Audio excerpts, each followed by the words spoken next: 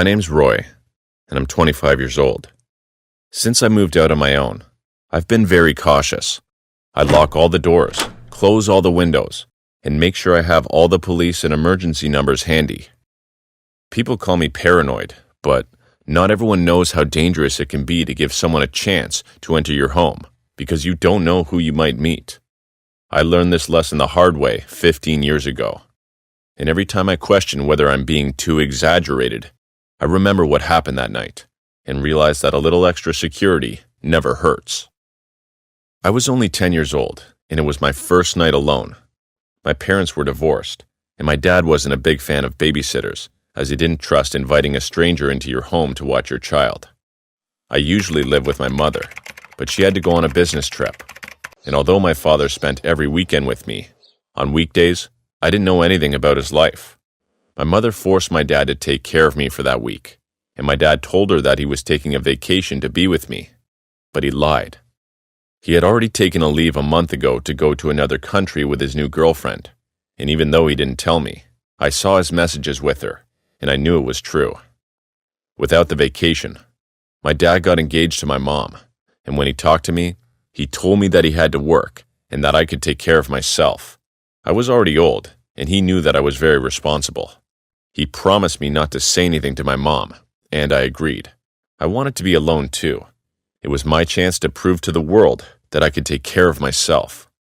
When he left for work, my dad locked all the doors and left me the keys.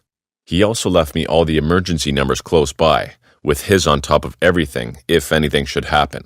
He also left me prepared food that I only had to reheat, and lots of treats to eat only after dinner.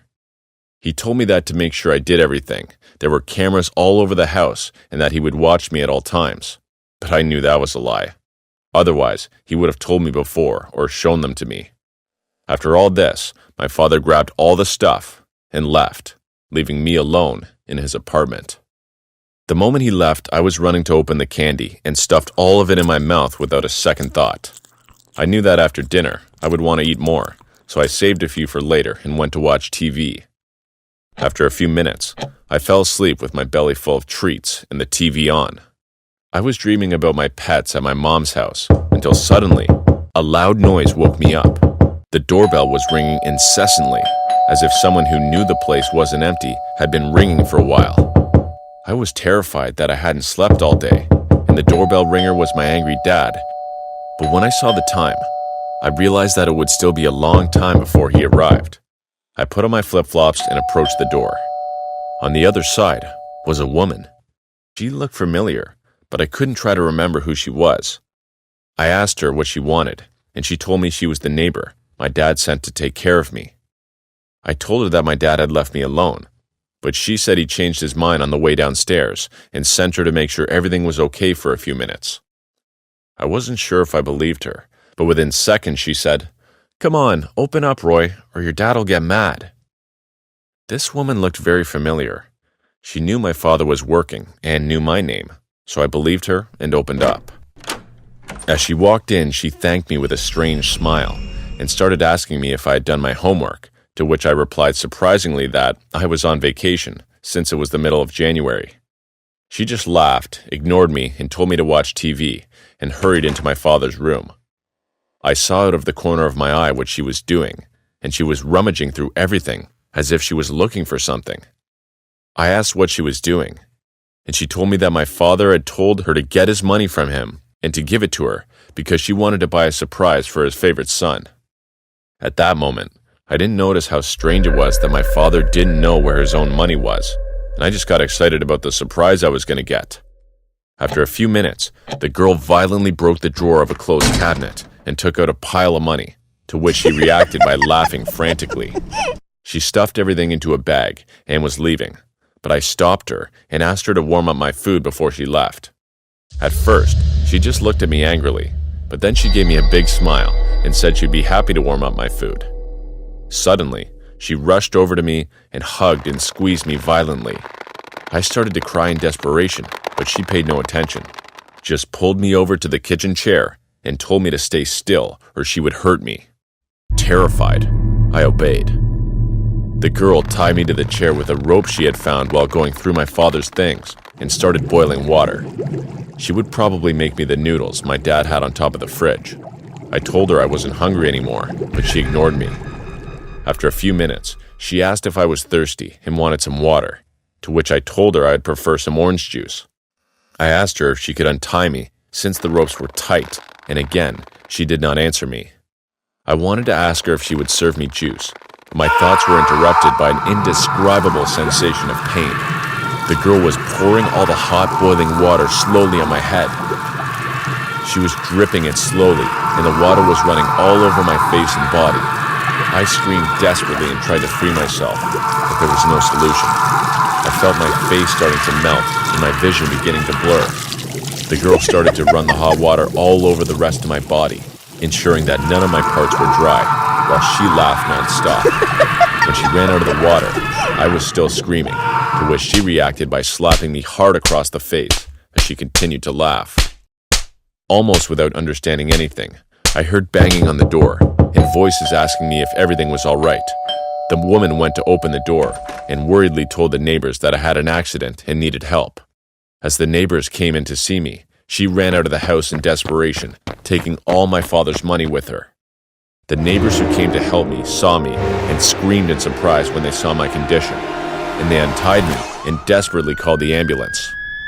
I was never able to recover from what happened. I received permanent wounds and marks all over my body and could not leave the hospital for a long time. Eventually, I found out that that woman was my dad's ex-girlfriend, with whom he had gone on a vacation a month before, but they had a very violent fight. The girl looked familiar to me because some of the pictures I saw of her when I was checking my father's cell phone. And I also remembered how I had seen them arguing loudly in chat rooms, and she constantly threatened to hurt me, but my father never took her seriously. After the hospital, I didn't see my father for years, not because he didn't want to see me, but because my mother denied him until I was of age and could decide independently. My father didn't try to take any legal action against her, as he felt very guilty about what happened and felt that maybe he deserved it. Today, my relationship with him has improved a little, but I never go into his apartment again because every time I see him from a distance, the marks that are permanently left on my skin start to burn again. My name is Eileen, and although very few people have believed me since I was a little girl, my dream was to work at Hooters. This was always a source of ridicule at school because when they asked all my classmates, they wanted to be doctors, veterinarians, drive airplanes, or work as lawyers. All of those jobs seemed incredibly dull to me. At Hooters, on the other hand, all the girls seemed to always have fun. Every time we went there, they were all smiling, talking to each other and the customers, active and happy. I was convinced that as soon as I turned 18, I would work there. But little did I know, the nightmare was coming to me when I did. A week after I turned 18 and went to Hooters to drop off my resume, I had no work experience, but I tried to look as enthusiastic and happy as possible. The manager seemed like a nice guy, treated me very well, and told me how Hooters was first a family and then a job. After the interview, he said that he would call me during the day after evaluating the other candidates. But when he saw me nervous, he winked at me and told me to stay calm and that the job was mine. When I left, I was jumping for joy in the street. I was so happy that people probably thought I had won the lottery. There would be more than one person who would be surprised if they knew that I only had an interview at Hooters. When I got home, I remember being glued to my cell phone, waiting for the call. Luckily, I didn't have to wait that long, because a few hours later, I was already listening to the voice of the kind manager who had served me, telling me to come to try me the next day in the morning, before the store opened. I told my parents, almost crying from happiness.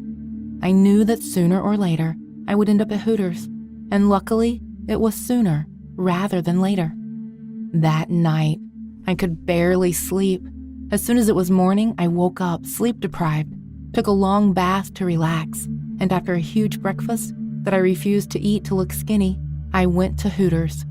My father interrupted me and told me not to let anyone take advantage of me, to which I laughed at him and told him to calm down as there is a lot of security and everyone who works at Hooters looks out for the health of their employees. My father didn't seem convinced, but he hugged me, and I left. I arrived much earlier than I agreed, but my manager was already waiting for me. I knew that Hooters wasn't even open at that time, but even so, there were already employees working. Upon seeing me, the young manager greeted me with a hug and told me that he welcomed me, and even though I was on a trial run, I was well on my way, and the job was almost mine. The man introduced me to the rest of the employees, and they all greeted me very nicely. The girls had that happiness and friendliness that I saw so much when I was a kid, so I tried to be as much like them as possible. After that, my manager left me with an employee who greeted me and told me that she was the one who had been there the longest. She showed me how to treat customers and all the strategies at Hooters to keep them ordering. At first, I was a little uncomfortable, but I was already 18 years old. I was aware of what Hooters was all about, and I went to work there willingly, knowing what I was going to find. After a few hours of training, the girl told me I was ready to serve some customers, so my manager sent me to my first table. The man was middle-aged and was with his friends, also his age. I went over to take his order, and the man spoke for everyone ordering a burger, fries, and beer. I admit that this man did not make me feel as good as I expected. I could feel him looking at me constantly, and I even received some sexual comments from him. But I put up with it and never wiped the smile off my face. When I returned to my manager, who was nearby listening to everything, he congratulated me and quickly sent me to another table since the man had just sat down. The man had a strange smell, like liquor. He asked me to sit with him, and I had no choice but to do so. As the man spoke to me, I could feel a strange, rotten breath coming out of his mouth as he came closer and closer to me.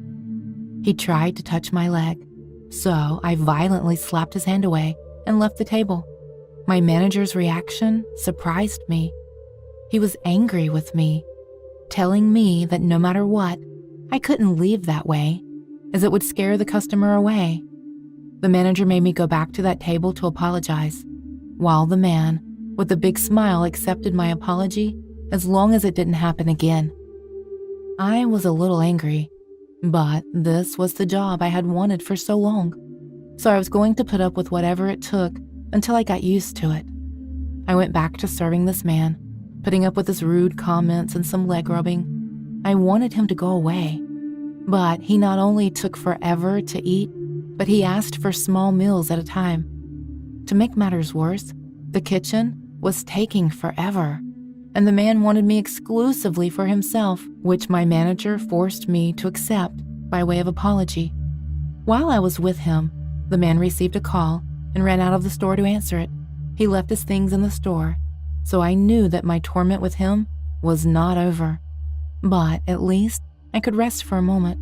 I approached the kitchen to tell my manager how much I had endured and show him how much I had improved about the wrong time I had had before. But before I opened the door, I heard his voice talking to the girl who had trained me. They were both laughing loudly. I quickly realized that they were talking about me, since the manager mentioned me as the new girl and not Eileen. I stayed a while longer, listening to decipher if they were talking about how I was doing, and what I heard surprised me so much that I almost fell to the floor. The man was saying that the idea of hiring new girls to put up with the worst clients had worked, that now his boss would be happy that we didn't write off any clients.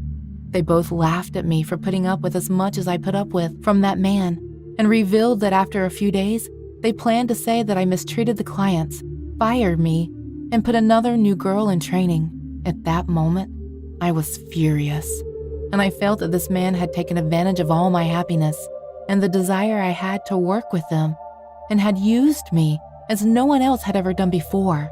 I came out of my hiding place dizzy and found the man again, shouting furiously at me from his table to go and serve him again.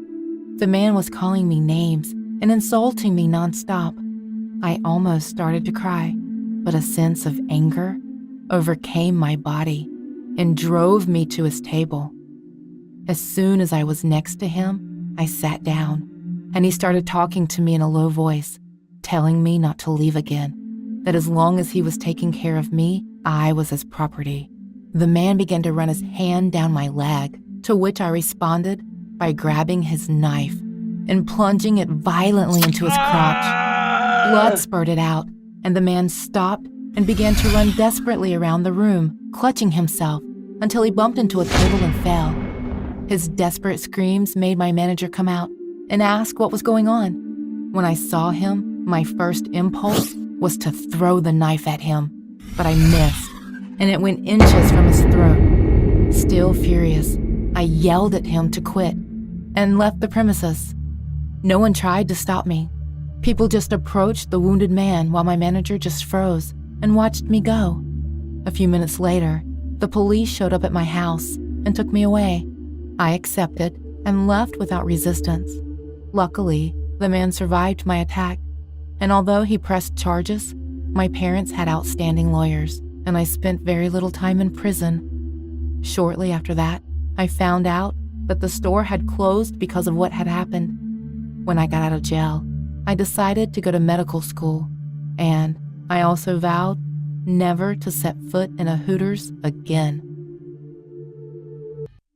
Everybody goes through tough breakups. It's inevitable and a necessary part of growing up. This is something my father always told me, as he offered consolation during my many heartbreaks in my adolescence. But remember, each heartbreak will draw you closer to the one, he'd say, emphasizing the last two words. I lived by these words, finding optimism in heartache and keeping my head high despite emotional despair.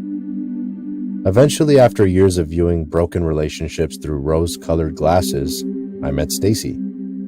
For a few years in my 20s, I truly believed Stacy was the one. We met in college, dated for years, and fell in love. She checked all of the boxes. She was sweet, smart, kind, and most importantly, she loved me. But ultimately, it ended, though not like any of my previous relationships. Everything began to unravel 5 weeks ago. Emotionally, Stacy and I had been navigating rough waters. We both felt that the other had changed into an unrecognizable shell of their former self. We couldn't communicate, and our relationship deteriorated. I decided to call it. "We aren't working out," I said to her one Saturday afternoon while sitting in a booth at our local diner. Her eyes stared down at the table, glassy with tears. "I think we should end things now, while we're still on civil terms, rather than postpone it and hate each other." She continued to stare down for a few minutes. The tension in the booth grew. She finally looked up. 3 years, Johnny?" she said in a whisper. "I've given you 3 years for this?" She gestures at the restaurant around us. "To end it in a fucking diner?" "I'm sorry," I said. "I don't know what else to say." I got out of the booth and dropped a $20 bill on the table. Still looking down, she whispered, "You will be." "What?" I asked sharply. "What the fuck is that supposed to mean?" She looked up, gave me a weak smile, gathered her things, and headed for the door. "It's nothing," she said. "I'll just need some time." But as is always the case, things didn't break smoothly.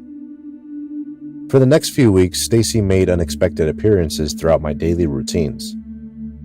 During a stop at the supermarket, I spotted her familiar face 3 aisles away, staring at me through dark sunglasses. Eating dinner with my coworkers, I noticed her sitting at the bar, glancing over to my table every few seconds. Every night I'd spot her old Ford car parked across the street.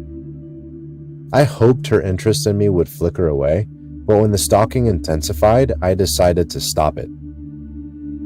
A cold morning a week later, I entered my coffee shop for my daily routine. The barista greeted me cheerfully. "Good morning, Johnny," she waved. grinning wildly. Here you go, the usual.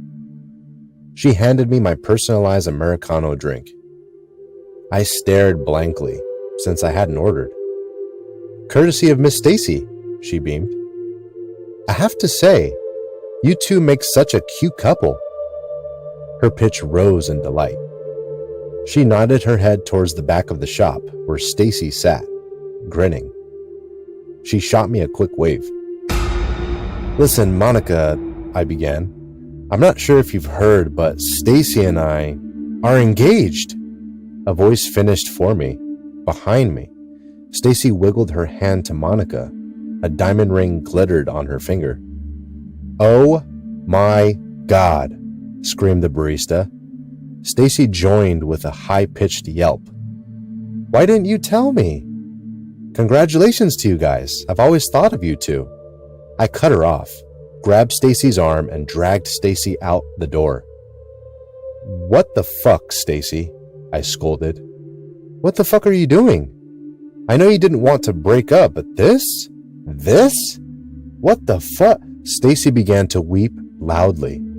Eyes glared at me suspiciously. Stop, I whispered sharply. Stop. Like a switch, her crying stopped. See? She said, smiling in a calm and soothing voice. See what I can do? Everyone will always believe the girl. I stared blankly, disbelieving. Let me put it in simple terms. She began in the same eerie voice.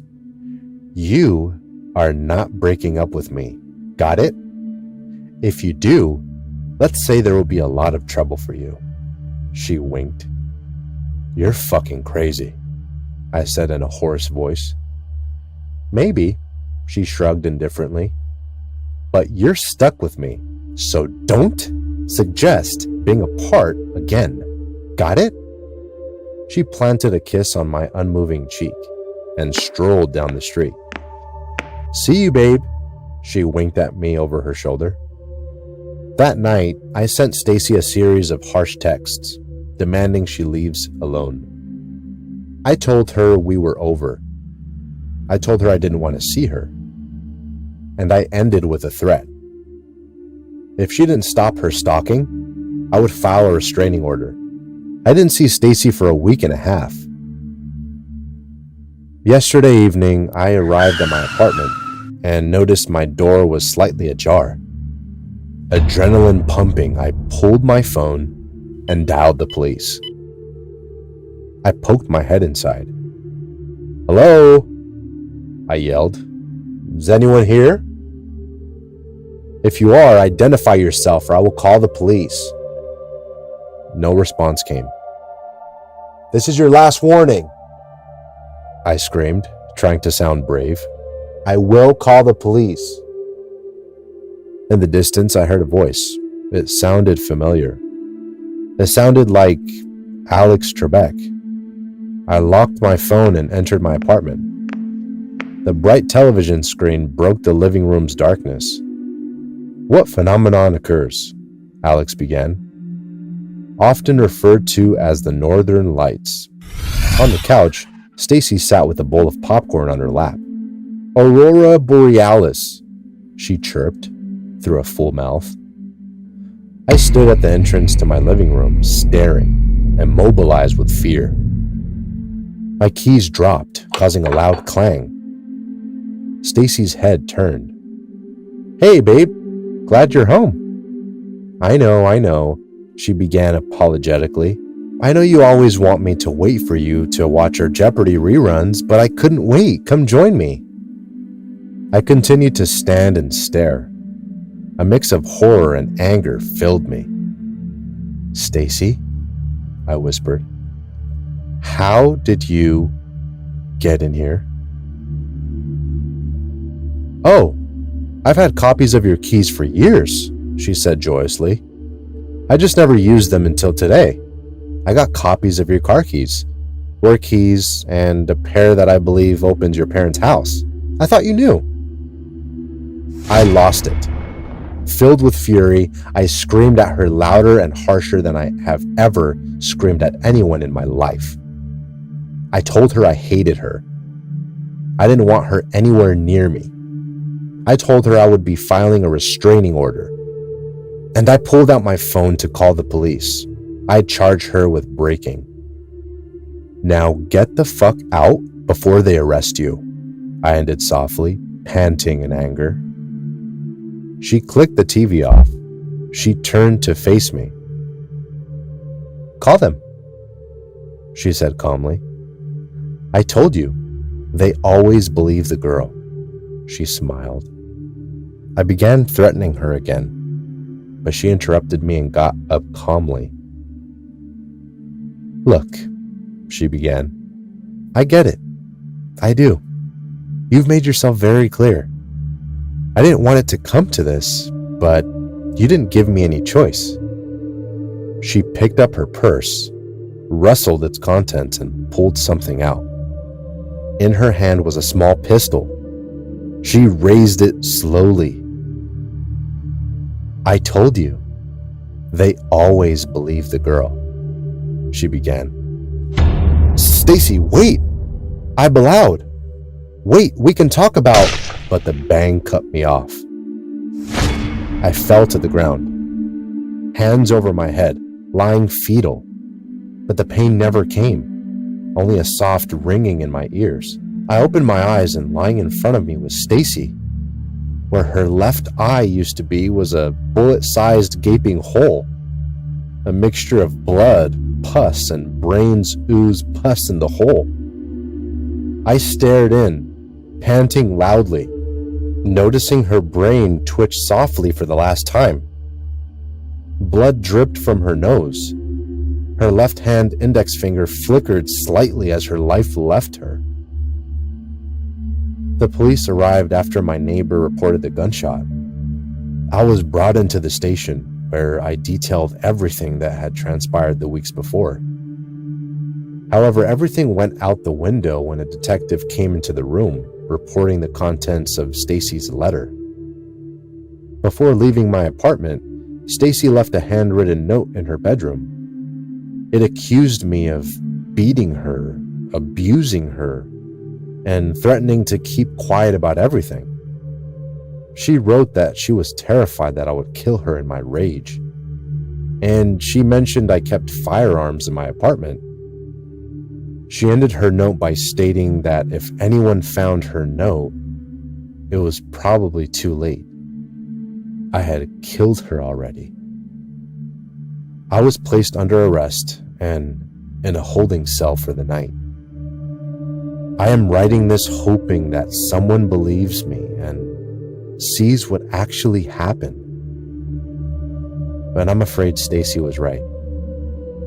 They'll always believe the girl. What happened to me yesterday was the most horrifying experience I faced. I, as a person, who some people may consider as a workaholic, worked in 2 different jobs. I worked as a recruiter during the day and as a waitress at night. Due to the COVID-19 pandemic, I spent more time at my house as I was working remotely as a recruiter. The second job I have mentioned was a part-time job, so I was able to work and have some time to spare for myself. The only difficulty I was facing was the fact that I had to take a bus to the coffee shop I was working in. My shift would begin around 6 a.m., so it was not difficult to go there, but my shift would end at midnight. Thus, I would have to rush to the bus stop to return to my house. Even though I hated rushing to catch a bus, I liked my job. And I liked the fact that I would be outside even though it was midnight. Enjoying the chilling breeze of the night every night was therapeutic. Yesterday was just like the other days. I worked full-time as a recruiter at my house and went out when I finished my work. The coffee shop was not really crowded, and I spent most of the time chatting with my colleagues. As my shift ended, I quickly went to the bus stop. The bus stop was on a road that few cars or people would pass by. It could hardly be called a bus stop, as it was just an area with a bench and a sign. The metal bench was rusty, and the movement had graffiti on it. Considering that this bus stop was in an isolated location where only a few would wait, I could understand the dirtiness of it. I checked the time and realized that I had run faster than usual, as I was there 5 minutes earlier than I usually am. As I started to wait for the bus to arrive, I saw a shadowy figure walking towards the bus stop. When he passed under the flickering streetlight, I was able to take a good look at him. He had his hoodie on, and his hands were in his pockets. He seemed young. He had a slight humpback, and he was strolling. I began to feel goosebumps as he approached the bus stop. It was the first time I saw someone else would take the bus from there. Around that time was enough to scare me, and his posture was only making things worse. As he came to the bus stop, he sat on the bench. I walked a little bit further to avoid being too close to him. Another minute passed. He began to whistle, this unnerving melody. He whistled the same melody over and over again. After whistling for a minute, he stopped. At first, I was relieved that he had stopped, but the silence started to bother me. I felt like it was the silence before the storm. After several seconds of torturous silence, the man got up. He stood there, still his hands in his pockets, opened his mouth, and started to let out a mournful wail. He looked at me as he made this sound, slowly lifting his hands and pointing toward me. I was petrified. A drop of cold sweat fell from my forehead to the ground. He raised his other arm towards me and started to speak. "The bus will not arrive." His low voice sent shivers down my spine. I was so scared that I could not move a single muscle. He started to approach slowly. The way he walked resembled a zombie. As he came right next to me, he began to observe me. Without touching me, he started to smell me. I can still remember the high-pitched, inhaling sound he made as he continued to smell me. "You are one of us now," he whispered, while I could do nothing but experience that terrorizing moment as he held my shoulders. Very quickly, my survival instincts kicked in, and I could move my muscles again. I pushed him as hard as I could. From the impact, he lost his balance and fell to the ground. Still making the horrible wailing sound, he grabbed my ankle. I panicked and kicked his head. My reaction made him angry as he tightened his grip. His fingernails stabbed my ankles as his grip got more forceful. I kicked for several times until he let go. He lay on the ground, holding his head while crying. "You betrayed us," he said, with a disappointed voice. I heard the sound of the bus coming closer, and I turned around to see if it was coming. I could not have been much happier to catch a bus quickly, coming closer. "We shall see each other again," the man whispered.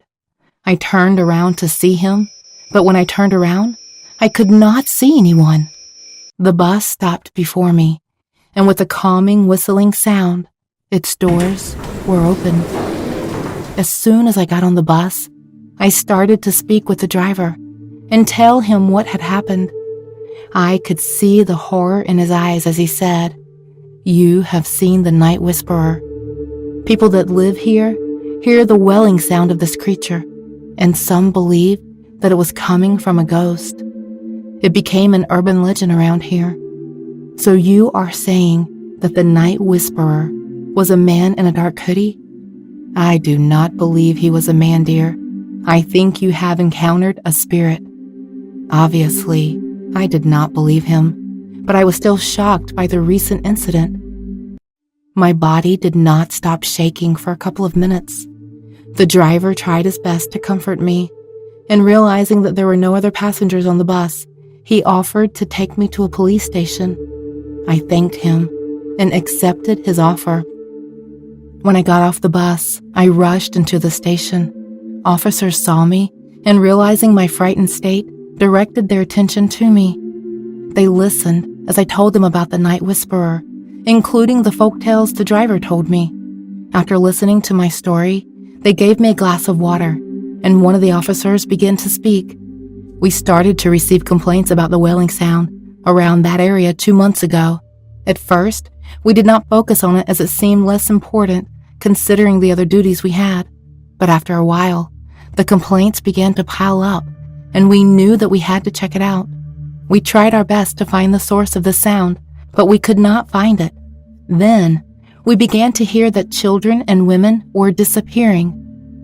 Another officer came next to us with some papers and a pen. She placed them on the table and listened as the other officer continued his speech. We started an investigation in the area. We have found some people like you that claim to be witnesses of the Night Whisperer, as they called it.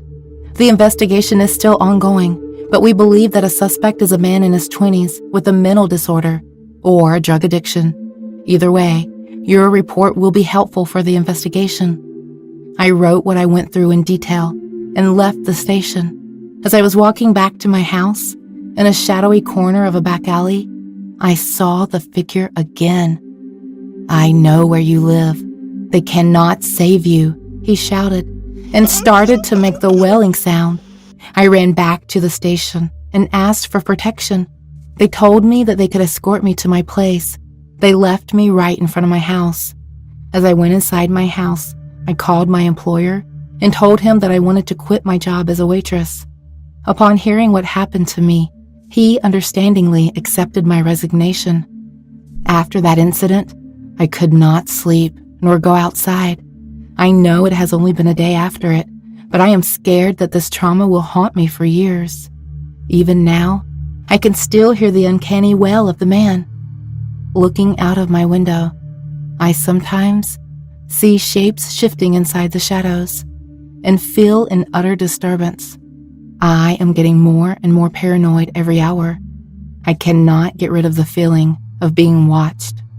I hope the police find the suspect as soon as possible, or I won't be able to survive going through these challenging days. The world of horror content creators is not easy. People ask and ask for new videos without knowing how long it takes us to make them. I'm James. I'm 19. But until I was 17, I was a well-known urban explorer. In my early days, I was a paranormal investigator, but I never found anything, and my audience was getting bored.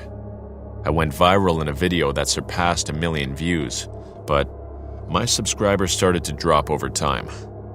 After a few months of unremarkable content, I stopped making horror videos and dedicated myself only to explorations. My channel started growing again. Eventually, I made a new series of videos that consisted of me having the challenge of staying all night in different places. In the first videos, I stayed in the post office building, in a shopping mall, and a huge gym. For the next video, I had to target the most complicated place I had done so far: Walmart. I had everything planned. I was going to hide behind some cushions at closing time. I had a backpack with water and food. I didn't plan to steal. Since there were cameras and they could expose me if they caught me, in the worst-case scenario, I preferred to keep it all as a teenage prank. Come nightfall, everything went as expected. The guards seemed to look around the place without much interest, more focused on going home than finding someone hiding. I decided to let the time pass by sleeping, setting my cell phone alarm to ring a few hours later. In the early morning, I was awakened by the sound of my cell phone, and I pulled back the pillows. I looked around and confirmed that my plan had been a success. I was alone. I started to investigate the Walmart. I entertained myself in the games section and even watched the TVs for a while, documenting everything that was going on. At first, I thought this was going to be a complicated video to make, but it turned out to be the easiest one I had made so far. I was having a lot of fun exploring the place. But it all ended when I peeked into the food section and realized one thing: I wasn't alone. At first, I thought a guard had stayed longer without me knowing, but that person was dressed differently. The man was in a black t-shirt and short shorts, standing casually looking at the dairy prices. Upon noticing me, the man turned around, looking me straight in the eye, and started calling me like a dog, crouching down and whistling at me.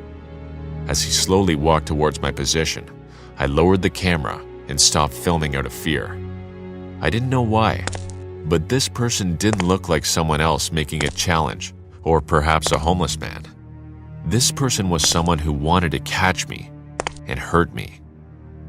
As the man came closer and closer, my body, paralyzed with terror, managed to move back a few centimeters.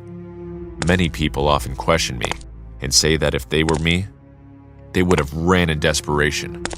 But you'll never know how you'll react in such a situation until you're in there. As I stood there, I felt like an animal terrified of its natural predator. Standing there at 17 years old, thinking about how to escape, the face of evil slowly approached me. A few seconds later, which felt like minutes, he was already very close to me. Despite my fear, my body remembered how to react, and I ran away as far as I could from that man. Somehow, in just a few meters, I had him next to me again. His face was even worse than before. At least he was looking at me with curiosity. But since I ran, his face was only of happiness and malice. I thought about reasoning with him, but before I could speak, the man hit me very hard with his right hand, knocking me to the ground. I tried to stop him, but he climbed on top of me and prevented me from getting up. Tears ran down my eyes in despair, and he punched me incessantly in the face, smiling. My tears were confused with blood spurting out of my face. I felt like I was going to faint at any moment. The man seemed aware of my situation, so he stopped hitting me, and without saying anything, pulled a knife out of his pants. He looked at me smiling and threatening to stab me in the chest, but stopped halfway and continued laughing, tormenting me. Before I could react, he grabbed my right hand and slowly plunged his knife into my palm. The pain was indiscernible, as he did not immediately stab my hand. The man slowly pierced the knife in and began to twist it hatefully. Meanwhile, his eyes were still fixed on me. This man did not care about the damage he was causing me, but he enjoyed seeing the expression of pain on my face. A few seconds later, I heard loud noises behind us. It was the police, who had somehow found us. The man pulled the knife out of my body and went running quickly to them to try to kill them. But with several shots in the leg, he realized he wasn't going to win and had to give up. At first, they didn't trust me either, but after seeing that I was just a kid with bruises on my face and a huge hole in my hand, they had no choice but to believe me. When I was finally reassured that my life was no longer at risk, I closed my eyes and collapsed to the ground. The policeman rushed me to the hospital, but I had lost too much blood. Shortly after waking up and receiving the scold of my life from my angry but concerned parents, I learned that Walmart was not going to press charges for trespassing during the night. Even though no guards are monitoring the whole place, they have lots of cameras and people monitoring them at times, so they witnessed everything that had happened between me and this psycho. Speaking of him, neither the police nor my parents told me much. But a few days later, I saw the news, and I dropped the remote control out of fear. The man was a cannibal who enjoys savagely beating his food unconscious before devouring it. Today, I don't know what life will be like for this man or the rest of my acquaintances who had urban exploration. But after that day, I knew I had to give up this type of content. I won't have the same amount of viewers, but lately, I started telling stories of psychopathic killers. A lot of people think they're lies or that they're exaggerated, but they don't know how exaggerated reality can be and how a man almost devoured me in a Walmart.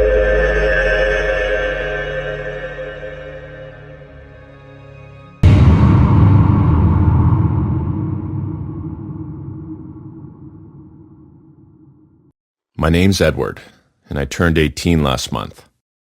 I finished high school 2 months ago, and now I'm preparing to start studying cooking. My dream is to be a recognized chef. I've been cooking by myself for almost 5 years, since the day I decided that I was never going to eat out again. People tell me that my decision is a bit extreme, and that I should get over it, because there's nothing nicer than trying new flavors from different chefs. They may be right, But if they had experienced what I did that night, they wouldn't want to go to eat again either. That February night, I was only 12 years old, and my parents were about to take me out to eat at my favorite place in the world, McDonald's. I remembered how anxious I was that day. I remember that day I was very anxious to go since I hadn't eaten all day. I wanted to save my appetite for the huge cheddar burger I was going to eat. I was also a big fan of French fries. My parents always left me theirs because they knew I could never get enough with the ones they gave me. I was thinking about the food for so long that before I knew it, we had arrived, and I ran to the counter to place my order. The place was empty, and it made sense. It was a Tuesday at 2 a.m., and I didn't expect anyone else to be around. Normally, kids my age are asleep, but since my parents were coming home from work late and usually stayed up late, it was convenient for them that I was awake at the same time they were. They hadn't even finished getting out of the car, and I was already in the driveway staring at the cashier, not holding back the urge to ask her for my combo. When she looked back at me, somewhat surprised, I noticed something about her that caught my attention. The girl was noticeably very dirty. Her uniform was full of stains. She had no makeup on, and her messy hair reached her face where she was biting at it. A few seconds later, my parents joined me and began to order. I was still hungry, I won't deny it, but I was distracted by the hateful face the girl was looking at me with. Had I done something wrong? Why was she looking at me like that?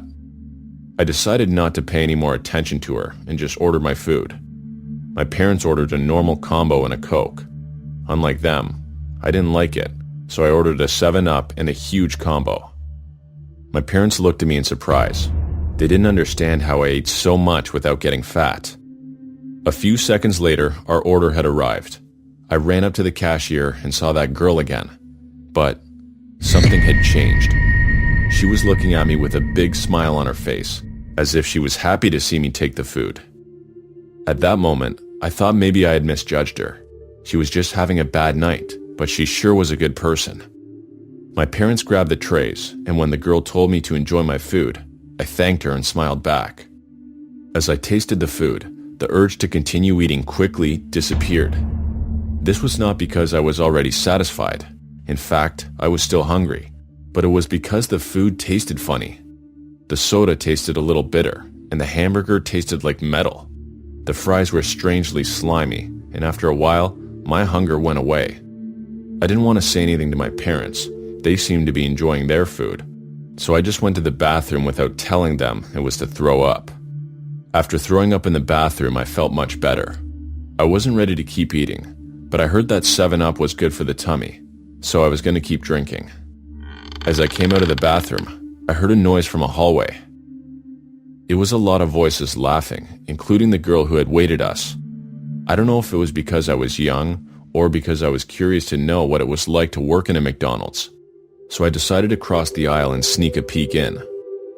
Unlike the rest of the McDonald's, the kitchen looked very neglected, as if the cleaning shifts were only valid for what the general public sees. At the table, the food was loose. Pieces of bread and lettuce were scattered all over the place. Unpreserved hamburgers, tomatoes, and even silverware on the floor. I was surprised by the number of cockroaches I saw. I didn't want to focus on looking at the floor anymore because I knew that if I kept inspecting it, I would inevitably see a rat wandering around. I kept inspecting with my eyes without getting too close until I heard some voices and pulled back again. What I saw made me want to vomit all over again. Several employees stood together, blowing their noses into a cooked hamburger patty. One of them was spitting in the fries, and in the distance, another was pulling up his fly with an uncovered glass of soda. Seeing this made me dizzy. My eyesight became blurry, and I felt like I was going to vomit again for sure. This couldn't be happening. Surely it was a mistake. Surely it was my imagination. I ran stumbling over things to my table. My parents were very scared to see me, but I didn't pay attention to them. I just went to my food. I opened the drink, which was supposed to be transparent, and there I saw it. My soda had a slight yellow color. I began to try to understand in terror why it had that color, and as I remembered, I panicked. Not long ago, I'd seen how the employees were urinating in the drinks. Surely later they used the same glass to fill them with soda, and by putting the lid on, They prevented the smell or anyone from noticing the color. I began to vomit violently all over the place, while my parents held me and asked me what was wrong. The girl who waited on us ran up to me in a panic and asked me if I was okay. She saw me from a distance opening the soda and checking the food. She knew I had possibly discovered them and was terrified. The young woman put her hand on my back, but I slapped it away, and that's when I realized she had a band-aid on her finger, and she didn't have that before. I remembered the metal taste of the hamburger and thought that it was the same taste I feel when I cut my finger and put it in my mouth. I recovered a bit to open the burger, and there it was. That condiment was not ketchup. It was much less thick and a stronger red. That was blood. Dizzy, I threw out all the fries, and they were still slimy. What could it be? Snot? Saliva? Suddenly, I started to feel dizzy, and from one moment to the next, everything went white. I stopped feeling my body as my vision faded.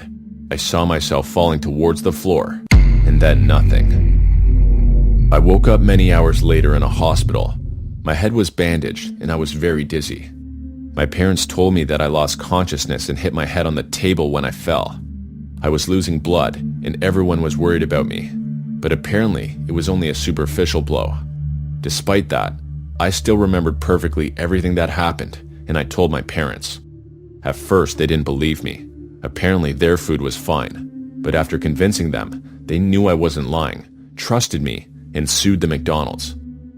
After the money and many years, my parents ended up losing the lawsuit. There was no proof other than the word of a 14-year-old boy who told the story after a hard blow to the head. My parents could do nothing against the ruthless lawyers of a company as big as this one. We may not have won the lawsuit, and those employees may have gotten away with it, but I learned my lesson. From that day on, I was never going to let some stranger cook for me again. I may have caught the McDonald's employees, but who knows how many times I will have eaten something with a stranger's blood in it.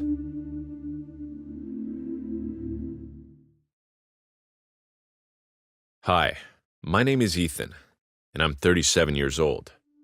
During my youth in the 1990s, a horror fad was taking over the world, popularized in movies, television, and even books. These new horror icons were clowns. The craze took over the world, but was replaced years later with something new. However, for me, the fear never left. That chilly night in October left a deeply rooted phobia towards clowns that still lives with me to this day. During the 1990s, my dad and I developed a weekly tradition. It started when I was 8 years old and ended that dreaded day in October. Every Saturday morning, he would take me to McDonald's for our father-son weekend breakfast ritual. Without avail, we'd be sitting in our usual booth at 8 a.m. sharp every Saturday morning. It was like clockwork. But one morning, when I was 10, something was slightly different. That morning I did the usual. I got out of the car and pulled the entrance to the door, causing a sharp ding chime. The familiar aroma of fresh hash browns and syrup greeted me. I ran to our booth to wait while my dad ordered our food. But I noticed something different.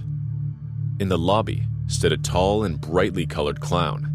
He wore a large yellow suit with exposed striped socks and a long-sleeved shirt. His hair and nose were as red as the stripes on his socks. His face was as white as the snow, creating a strong contrast. He wore a comically large red smile and shoes. The clown was busy with other boys and girls that hugged him and posed for pictures. They all laughed together as the disposable cameras flashed in the hands of proud parents.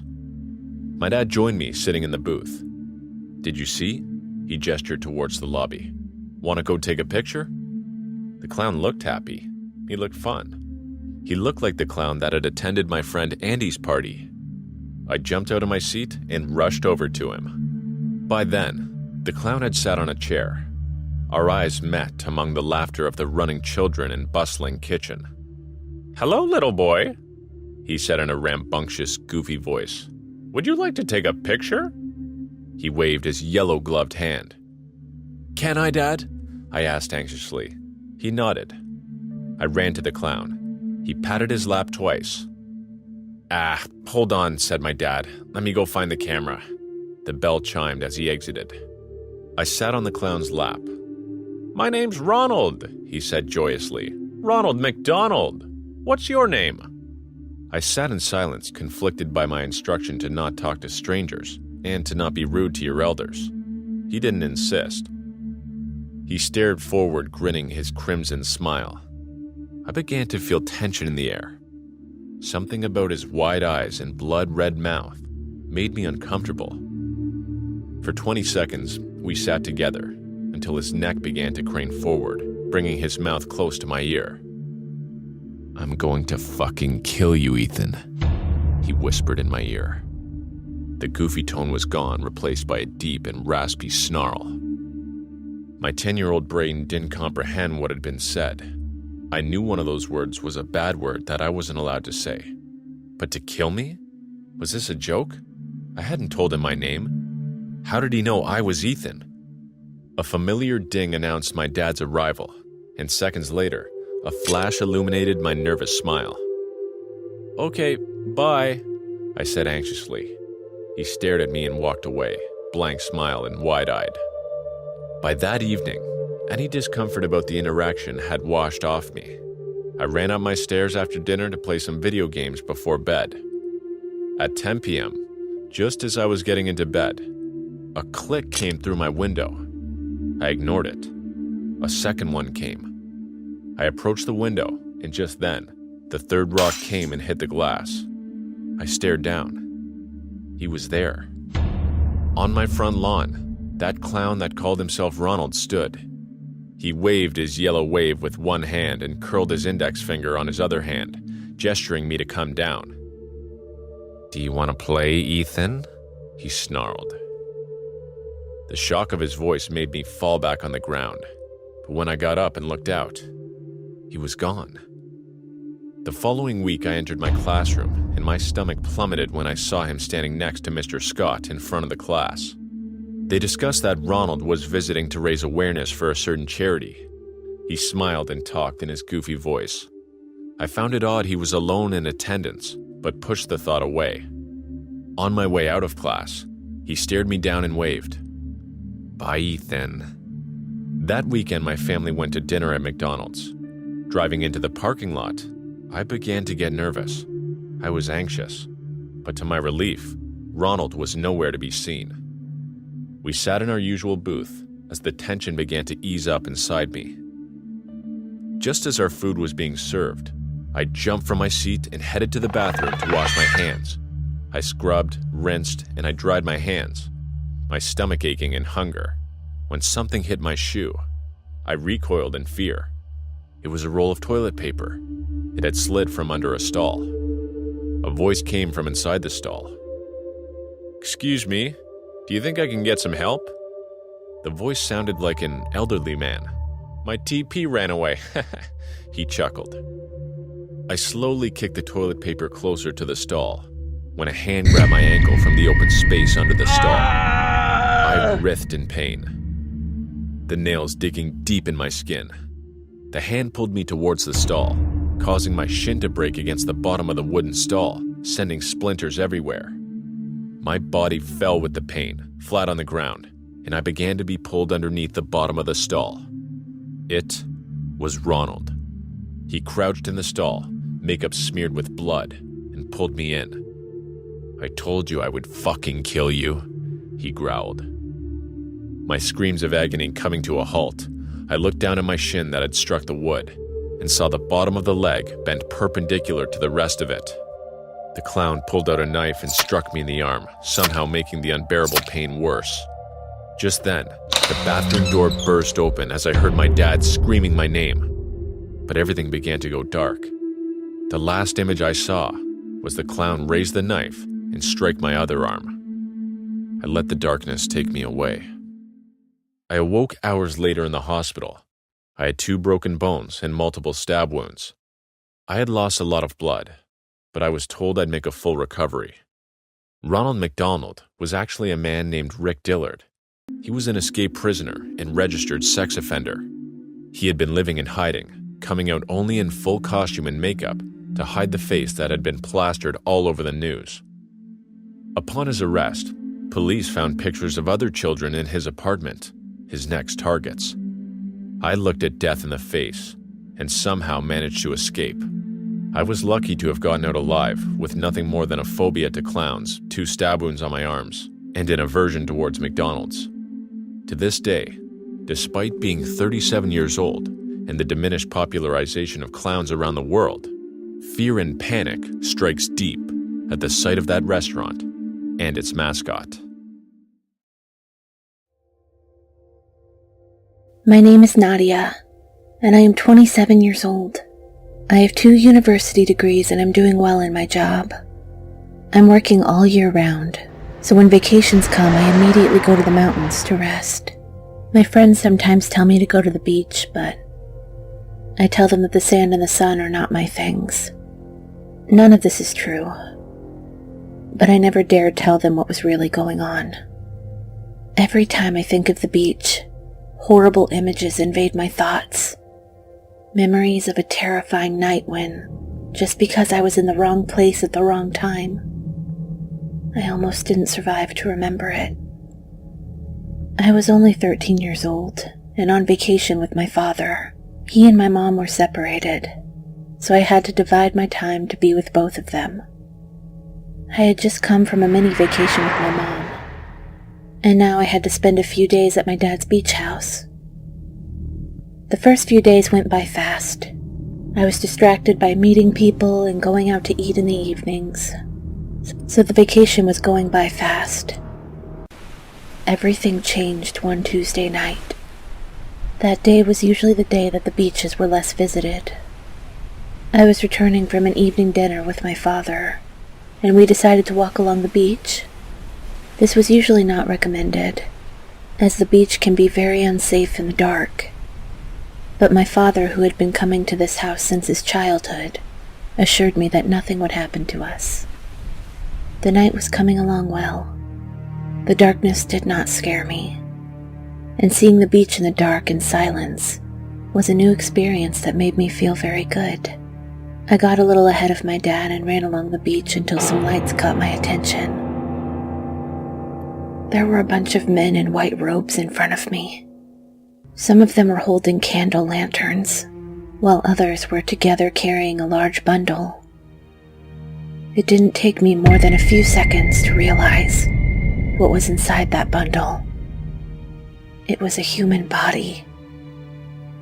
I couldn't see the human form, but the size was that of an adult, and I could see the blood dripping from the black bag. My first reaction was to run crying. But before I could do anything, my father was already looking at the same scene as me, except that he was not hiding. As soon as he saw the image, fear took hold of my father. He gave a muffled scream and ran away without looking in my direction. The hooded men turned around and saw him. Some came closer to where I was, still without seeing me. But as soon as they could see my father's back, they seemed to be satisfied, so they went back to where they were and continued on their way. Although I was scared too, I managed to keep my composure and stay calm enough to slip away without making any noise. When I arrived at the beach house, he was already packing all his things in desperation, immediately asking me to do the same. I went to my room to put all of my stuff away. Luckily, I brought very little luggage, so I was done pretty quickly. I heard a strange noise coming from outside, so I left my bags under the bed and peeked out the window. On the other side, shadows moved quickly and stealthily behind my house. Suddenly, I felt a loud knock at the entrance of our house, and I could barely react, as a bunch of footsteps invaded our vacation home. As soon as I heard the noises, I ducked under my bed with a knife to protect myself and put the suitcase in front of me so they wouldn't see me. Behind it, I could see how a pile of boots covered with the same white tunic I had seen on the beach surrounded the house. Some of them came into my room, but left without much interest when they saw it empty. I kept taking deep breaths and praying that my father might escape, but as if in response, I heard his screams coming from his room, and within seconds, noises of him being dragged through the house. The men in white dragged him into the dining room, and for the first time, I could see him from under the bed. One of them approached him and told him he had interrupted a sacrifice that they were making to appease the wrath of the sea, which was adamant about offerings.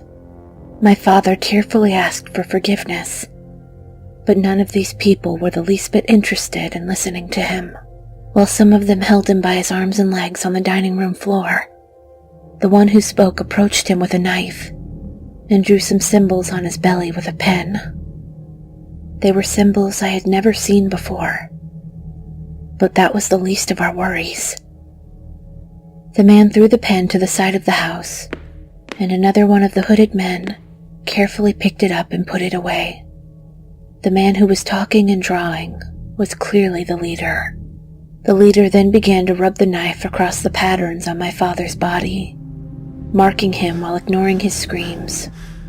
Suddenly, he tightened his grip on the knife and cut open his stomach.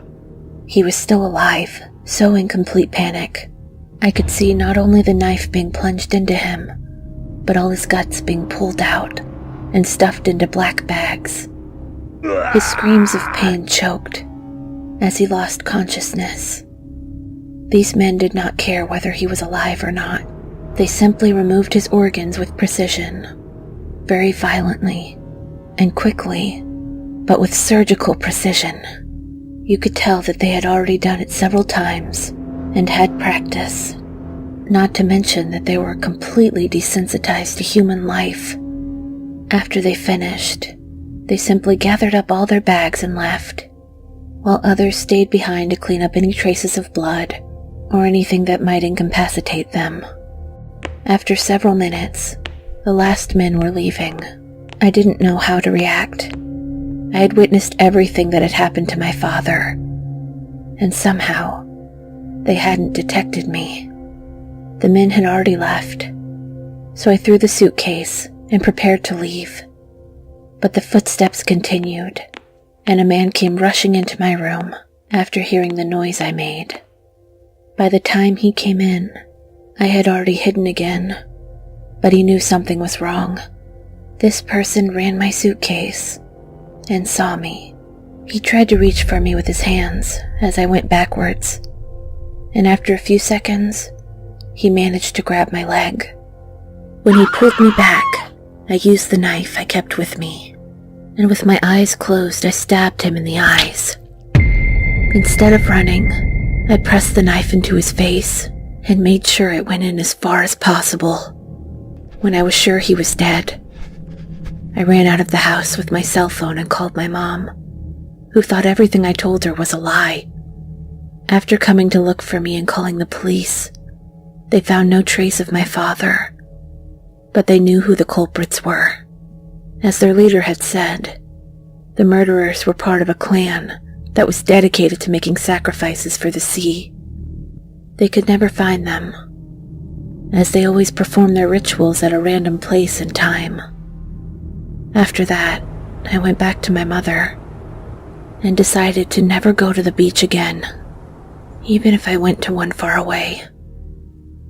I would feel that those people would be there, looking for me to finish their work. Before I tell you my story, I'd like to introduce myself. I'm Jonah, and I'm currently 19. The story I'm about to tell you happened to me when I was 11 years old. As the only child of a wealthy family, I used to be very noisy and spoiled. My father would go on business trips every month and stay in other countries for days. He was a hard-working man, but his ambitions caused me to spend my childhood fatherless. However, my mother was always there for me, and being rich helped us a lot. Although I lived a life that a child could only dream of, everything changed when I was 11. We began to receive news and letters from different banks that would describe how much debt we were in. It didn't take long to realize that my father's company was bankrupt. Everything happened so fast. In a couple of months, our family became poor. My father, instead of being around us, decided to divorce my mother and flee the country as soon as possible. Thus, we were left behind with no money. But the terrorizing event that I'll tell you about now happened after all this chaos we faced. My mother started to work so that she could provide food and shelter for me. We moved to a tiny and dirty flat with one room in it. The neighborhood was not trustworthy, to say the very least. I could always hear people crying, shouting, and beating each other in the streets. Every night, I would wake up with loud sounds of guns being fired off. I hated living there. There was nothing we could do. This place was the best we could afford at the time. One day, my mother returned from work. She opened the door and came inside the flat. I could see that she had brought a friend with her. Her friend was an older man with white hair and a long beard. Something was unsettling about this guy's eyes. He had dark brown eyes with wrinkles around them. What made me creeped out by his eyes was how he was looking at me. At his first glance upon me, his eyes shined with unearthly madness and an incredible sense of joy. He opened his mouth and showed his toothless gingiva. He was trying to smile, but all I could see was an endless void. Unexpectedly, he was a very muscular older man. I could see some scars on his arms that looked like knife wounds. My mother introduced the man to me and started to tell me how they met. This older man was our neighbor. He was living downstairs with his sick wife. This older man was my mother's hero, as she told me several times. Around a couple of minutes, I was introduced to this man. When my mother was on her way home from work, a couple of teenage thugs from the neighborhood had tried to mug her. She told me that the older man had come running to rescue her. He saved my mother, which is why she invited him to our flat. After hearing this story, my prejudices toward the older man replaced themselves with a sense of gratefulness and admiration. We started to talk. At first, he seemed a bit weird, but after a while, we began to enjoy the conversation. There was laughter and joy.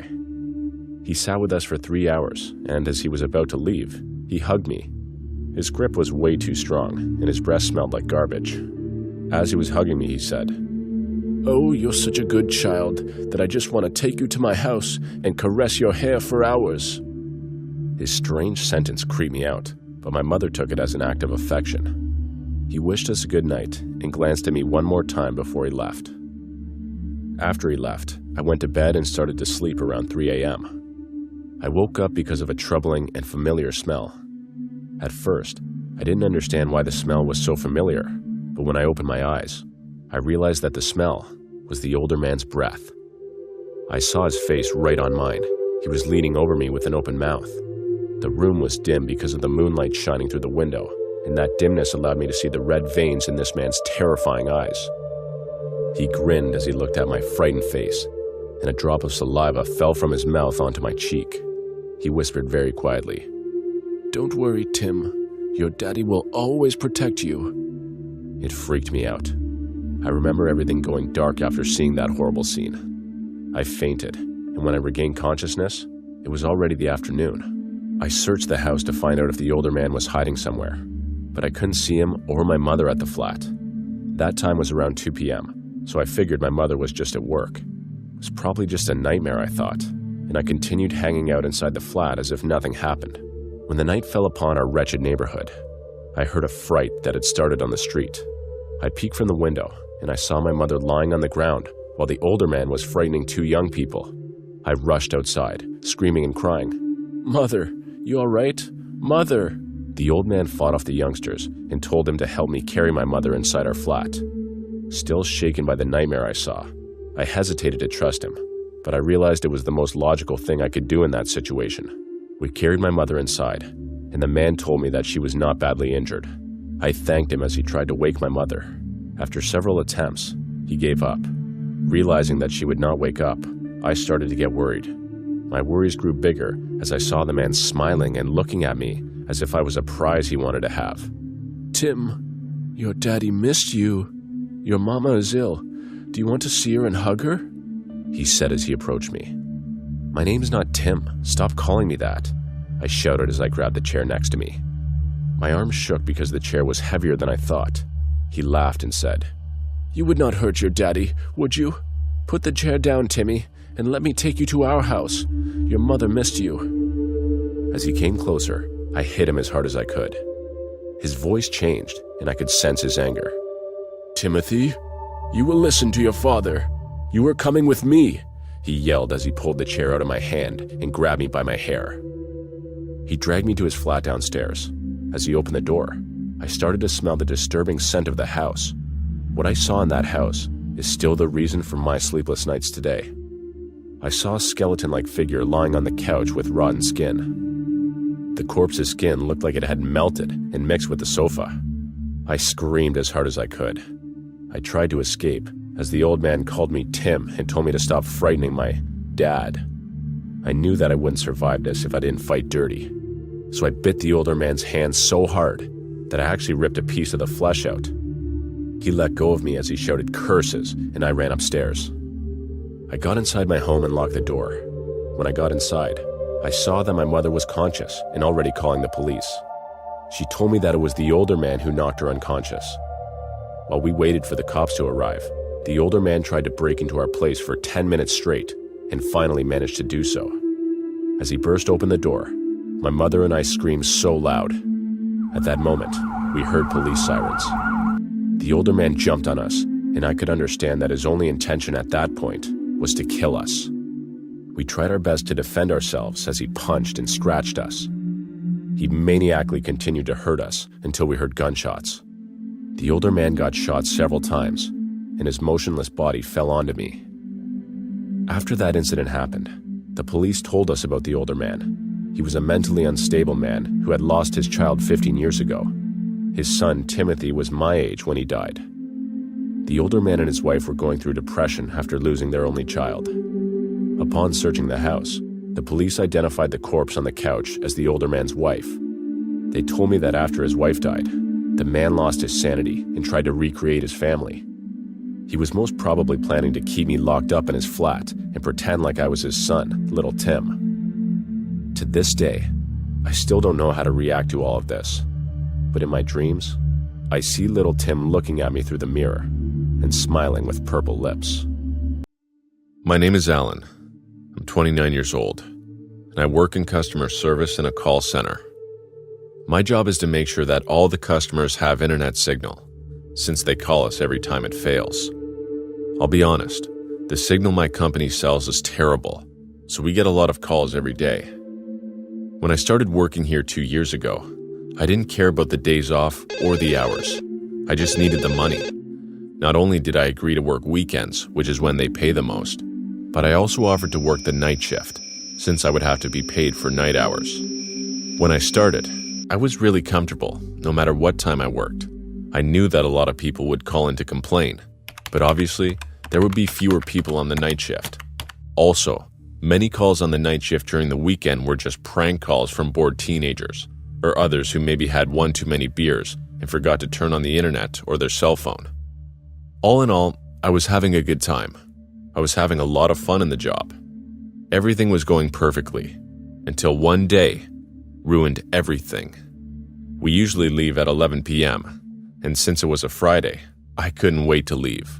But a few minutes before the scheduled time, the computer phone rang. On the other side of the phone was an elderly man. In these cases, we can't hang up the phone until the consultation is over, so I couldn't leave. That phone call lasted more than half an hour, and I was just furious inside. By the time I finished shutting down the system, the lights were already out and my colleagues had already left. I left my office with total indifference, even somewhat content that I was finally leaving, when I noticed a strange smell. It was like a burning smell, but there was no smoke. Normally, I would investigate for the source of the smell, but I immediately sensed that something was wrong. Aside from the smell, I felt a pressure all over my body. Something in the atmosphere was wrong. My body started to feel weak, as if something was making me sick little by little. The only thing I knew was that I wanted to get out of there as soon as possible. I couldn't stay in that place a minute longer. I walked through the company's warehouse road to the elevator that led to the parking lot, but something caught my attention halfway through. The elevator was open, and its lights were on. I thought that surely someone had called it and suddenly opted for the stairs, but this idea quickly disappeared as I approached a little closer. A strange figure inside the elevator peered out of the corner, just staring at me. The man could not hide his whole body, but still, he did not give up and watched me as if I did not see him. He was naked and clearly had some mental deficiency, so I made the safest decision and headed for the warehouse's employee's office. I wasn't sure if there was any of them left, but they usually stay a few minutes longer, and I needed someone to accompany me to the parking lot. But halfway through, a light caught my attention. The smell that was making me sick before became much stronger. Even though I was scared of that man in the elevator, at no time could I stop thinking the atmosphere was becoming more and more oppressive. It was like being trapped inside a nightmare that was consuming me second by second. My whole body was screaming for me to immediately get away from that source of light. But I really had nowhere to go. And to be honest, my brain rejected those unjustified sensations that my body was feeling, just to understand what was making me feel so bad. As I looked out, I could see about 10 people, 3 of whom I recognized as warehouse employees. They were dressed very exaggeratedly and were dancing and laughing in front of the decapitated head of a chicken. At the side, 2 men were naked, with drawings all over their bodies. They stared at each other, touching their faces and imitating their movements as if they were different sides of the same mirror. When I saw this, fear took over my body and my blood froze. I'm not religious, nor do I believe in satanic possessions or spells, but there is something I do believe in. Those warehouse employees were known to be very violent. Several of them had a reputation for getting into fights just for fun and threatening anyone who passed by, and I was sure that none of them would appreciate my presence in that place. I wanted to quickly head for the exit and pretend I hadn't seen anything, but my muscles were so tense that I couldn't help stomping on a shelf. I couldn't handle the fear and desperately ran to the elevator. Already in the safety of the lights and the background music of that small space, I quickly pressed the parking button, but the doors would not close. A hand was stopping the elevator, and a face was peeking over the doors. To my absolute petrification, the person from before, a middle-aged, ill-groomed man, was standing in front of me, just staring blankly at my face. Before I could react, he began to spit on me while laughing out loud. My only reaction was to curl up on the floor and scream my lungs out. I felt pain in all my articulations, and my eyes hurt from pressing them so hard. I was at the mercy of whatever happened to me. Suddenly, the laughter abruptly stopped and changed to screams, while the maniac began to kick the side of the elevator full of hatred and violence. In an act of bravery, I jumped for the button that closed the door. As the doors closed and my attacker walked away in boredom, I could see in the distance 2 eyes that I could not distinguish staring at my position.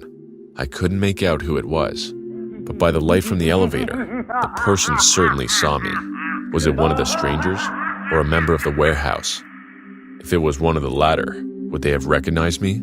All these questions flooded my thoughts. I just ran to my car and accelerated. After that, nothing was the same. Every workday, I could see the warehouse guys constantly peering through the big window that overlooked our office. I can swear that they watched me much more than the rest of my colleagues, and that sooner or later, they were going to do something to me. But I admit that I was paranoid, and that maybe they didn't pay more attention to me than the rest. Maybe they even always looked at us like that. A few days later, I started to pack my bags to move and never come back. But I realized a message on my doorstep that froze my body. The message said that if I ever left that job, me and my whole family would disappear. Those few words were enough to scare me to death. I decided it was too dangerous to leave. I didn't know what these people were capable of, so I just asked to move to the morning shift. At first, I thought this would make them angry, but when I didn't receive any other messages, I thought not. To this day, I still wonder why they didn't let me leave. I guess maybe they wanted to keep me around to control me, or maybe they have some plan to hurt me when the time is right. The only thing I know is that the best thing I can do is to stay quiet and not talk about this with anyone, as I don't know if a friendly partner I can tell is really one of them in hiding. I am Kelly, a 21-year-old woman who used to be a content creator on OnlyFans. I would like to share a dark memory of mine with you. This happened about 3 months ago. I, as an OnlyFans user, used to share my pictures that would appeal to those who would appreciate the beauty of a naked body. 3 months ago, I was mostly sharing these kinds of pictures and sometimes videos of me on the platform. The profit I was gaining was decent enough for me to keep on posting the kind of content that I would post, but with a desire to earn more, I started to meet with my fans. The ones that supported me the most financially could spend more to spend a night with me. Of course, as a person who was aware of the dangers of such meetings, I decided to contact a friend of mine. His name was Nick, and he was a very muscular guy who was trained in different martial arts. Before I started to go to these meetings, I made a deal with this friend of mine. Whenever I went to one of my supporters' houses, I would spend 2 hours, and after 2 hours, I would call Nick. If he could not hear from me, he would assume the worst and arrive at the address that I gave him. He was my personal bodyguard, as you can understand. As part of our deal, I would pay 20% of my profit to him. 3 months ago, I received another invitation from one of my OnlyFans supporters. I started a chat with the guy. His name was Robert. He did not seem like the chatty type. He was more into sending pictures of his genitalia. At first, I was not sure to meet him, so I did not respond to his messages. But another text that came from him revealed something marvelous: his financial status. He sent a picture of his bank account, and the amount of money he had in that account was insane. "I can pay you more than you can ever imagine," he texted. The next text was his address. I was charmed to see a fan of mine was so eager to see me. That is why I accepted his offer. I contacted Nick, as usual, sending him the address of Robert and the details such as the time and date of our meeting. He said that he was sick, but he had a friend who would gladly help me. His friend's name was James, and he was a guy he met from the Muay Thai classes he was attending. Nick said that he would send my phone number and the other details to James, and he sent me his phone number. A day later, I got into a cab and went to the address Robert gave me. When I arrived there, I was surprised to see a very mediocre house. I assumed that even though Robert was a rich guy, he was pursuing a humble lifestyle. With hesitation, I knocked on his door. The wooden door opened very slowly with creaking sounds. There stood a young man, dressed sharply, looking more handsome than most of my other fans. He had green eyes and black hair. With a little sincere smile on his face, he hugged me and he said, "Oh, you must be Kelly. Robert is waiting for you in the bedroom." Realizing that this man was not Robert, I was quite disappointed. "Can you show me the bedroom?" I asked the cute gentleman. He leads me to the bedroom on the second floor right away. He opened the door and there laid an older man in his 60s. He had white, thin hair with dozens of wrinkles on his face. His skin resembled a corpse. When he saw me enter the room, his eyes blazed with infernal pleasure. He looked at me as a drop of saliva fell down from his mouth. "Hello, Kelly. I am Robert, your biggest fan," said the old man as he smiled maniacally. I did not want to have intercourse with this man. I turned back, and as I tried to leave the room, the other man pushed me in and closed the door. I tried to open it in a panic, but could not. I could hear him locking the door.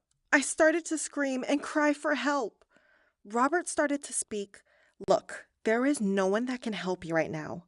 Nobody can hear your screams, and if you try to resist or hurt me, my son will burst into this room and murder you. Let's just have fun, and then you can have your money and leave."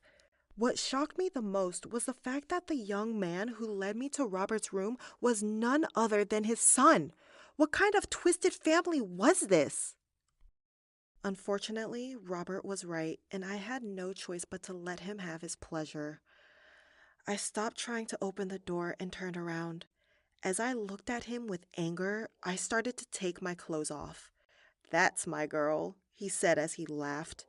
When I was taking my clothes off, I tried to find my phone and dial James, but I could not find my phone anywhere. Then I understood what happened. Robert's son must have taken it from my pocket when he hugged me. I was really frustrated and feeling hopeless. The only thing I could do was to wait for 2 hours so that James could understand that there was something wrong and come here. I tried my best to stall Robert and gain more time. Robert seemed to be frustrated at first, but when I told him that it was part of foreplay, he appeared relaxed.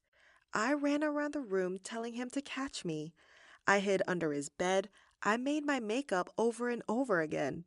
I did all of this while giggling, making it look like I was trying to tease him, but in fact, I was just trying to gain more time. After a moment, he got tired of it and demanded me to lay down. I laid on the bed, and as he approached my body, I asked to go to the bathroom. He told me that he could not wait anymore as he held me by my wrists. I tried my best to free myself from his grip. He was a lot stronger for an old man. After minutes of struggling that felt like hours, I managed to free myself and instinctively hit him. He angeredly shouted for help, and his son burst into the room. He grabbed me and held me down. I tried to fight back, but I could not. While we were struggling, my phone fell from the man's pocket and landed right next to me. I don't know how, but I managed to reach to my phone and call James. The man punched me and took the phone away from me. As he did that, I heard the ringing of another phone. The man looked at me and started to laugh as he took his phone from his pocket. I understood the messed up reality of the situation I was in at that moment. The young man who was fighting me was James. He threw my phone away as he continued to laugh and held me down. He pressed his huge hands on my neck. With the feeling of utter betrayal and desperation, I tried to find a way out of this hellish place I was in. At that point, I saw two things. The first thing I saw was the huge window of the room, and the second thing was one of my heels next to me. With the last drain of my strength, I reached for my heel. I grabbed it and shoved it into James' eye. He grunted in pain, and I pushed him off of me. I ran towards the window and jumped through it. The glass shattered as I went through it, and lots of pieces of it cut my body. I escaped that place while bleeding. When I arrived at the house of another friend of mine, I told her what happened. We called the police and gave them every detail. At first, I was hesitant to call Nick, but then I decided to call him and I told him what kind of devilish person James really was. He was as shocked as I was. He told me that he would help me with the investigation process and give every information he had about James to the police. James and Robert were caught by the police yesterday, and it makes me really happy to know that these monsters are going to jail. But what I had to go through left a scar that I must never forget. I stopped using OnlyFans after that incident, as it was a website once I enjoyed using, but now something I kept having nightmares about. Hi, I'm Simon. I live in an amazing apartment building in downtown Los Angeles. In my building, we like to think of ourselves as family. Recently, the couple who lived across from me just moved out. We were sad to see them go, but you can't beat the upgrade of a house, so we were happy for them. The apartment was only vacant for a week before a new tenant was moving in. I had the day off from work and noticed the new tenant was a very attractive woman. I approached her with a charming smile and held out my hand for her to shake. "You must be the new tenant." "I'm Simon. I live across from you." She flashed a charming smile of her own and shook my hand. "I'm Jenny. It's nice to meet you." "Nice to meet you too, Jenny. Do you need some help moving in? I have the day off work and don't have any plans." "Oh, sure. I'd like that. I do have a friend helping me, but we could use extra hands," she said, tucking her brown hair behind her ear. I noticed a blonde girl coming out of the elevator with a dolly of boxes. "And here she is." Jenny beamed. "Simon, this is my friend Nicole. Nicole, this is my neighbor Simon." "Are you two moving in together?" I asked. Nicole shook her head. "Oh, God, no. Jenny and I learned that we can't live together. That's why she's moving here." "I see. Sometimes it just doesn't work out with some people." I shrugged. "All the same, I'm offering to lend a hand." "Sure," Nicole smiled. "Great," I said, and helped them move in some heavy boxes. A few other tenants I know well pitched in and helped. Some of the guys helped me get our furniture in, and we put our bed frame together. It was dinner time by the time we were all done. "Let me buy everyone pizza," Jenny insisted. "All this would have taken Nicole and me days." "You don't have to pay for all our pizza. Let's order some and we'll all pitch in," I told her. We all agreed to help pay for the pizza to feed all of us. "Wow, that's so nice of everyone." Jenny smiled sweetly. "Usually, people just take the offer. We're not that kind of folk around here. Here at the complex, we like to think of ourselves as family," I said proudly. All of the other tenants nodded in agreement. The pizza was ordered, and we all enjoyed it. As the days went by, I found myself thinking about Jenny a lot and really wanted to get to know her. She was so sexy and the sweetest girl. She was one who was easily out of my league, but I had to try anyway. To my surprise, she seemed to show the same interest in me. She seemed lonely since moving in. Before I knew it, a couple of months had gone by, and Jenny and I were hanging out a lot. I noticed Nicole hadn't really come around since she helped her move in. Jenny didn't really have any guests either. Other than myself, she didn't really bother with getting to know the others around here. We were all okay with it, as she was clearly an introvert in a building of extroverted people. It was an unspoken, unanimous decision to let her come around when she wanted.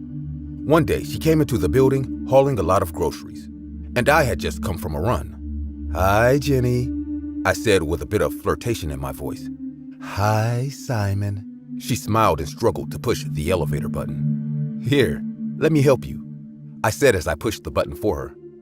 "Let me take some of those off your hands, too," I offered. "Thank you," she said sweetly and handed a few bags over to me. "Would you like some help putting them away, too?" I asked. She bit her lip, and it was so damn cute. "That would be nice. Thank you, Simon." Shit. The way she said my name was so innocent, and yet it made my blood go straight to my pants. It made me wonder if she did that on purpose. Either way, she got to me. She opened the door to her apartment, and I followed her inside, closing the door with my foot. Her phone chimed, and she set the bags down and pulled it from her purse. Nicole just canceled on me again, she sighed. I frowned a bit, watching her. Canceled? I've been trying to cook dinner for her as an apology. She keeps canceling on me. Jenny frowned. It's none of my business, so you don't have to answer, but what are you apologizing for? I asked. We just had a fight after I moved in. I said some terrible things. We all say things out of anger that we shouldn't. I know, but Nicole is my best friend of 6 years, and I just wanted to say I'm sorry. I guess she's not ready to forgive me. I didn't know what to say or how to comfort her. Well, since you helped me inside, can I cook dinner for you? She asked, batting her lashes ever so slightly. How about I help you cook and we can both enjoy the fruits of the labor? I grinned. She laughed and I felt my pants tighten. Do you even know how to cook? I'm no Gordon Ramsay, but I can put something in a pan and make it edible. I chuckled. So you'll be on cheese grating and onion chopping duty. She winked. One of these days I'll cook for you and you can see I'm not so bad. But since it's your place and your dinner, your wish is my command. I winked. We made enchiladas that night and enjoyed some wine with our dinner. I must have had enough to give me the courage to kiss her while we sat on the couch chatting. She kissed me back and crawled on my lap. We sat there, making out, and I let her know that I wanted her. Next thing I knew, we were in the bedroom, and I had the best sex of my life. We fell asleep together. I woke up sometime in the night, needing to pee, but I found myself unable to move. I blinked to clear my vision and found myself bound to the bedposts and my legs tied together. Jenny wasn't anywhere on the bed. I struggled against my restraints, and Jenny came in the room with a cleaver. Jenny, what are you doing? I asked, trying to hide the fear in my voice. She said nothing, but opened the closet door. She pulled a bunch of thick plastic off something, the kind of heavy-duty plastic they pack mattresses in. An awful smell hit me, and I looked in horror as I saw her friend Nicole's lifeless body.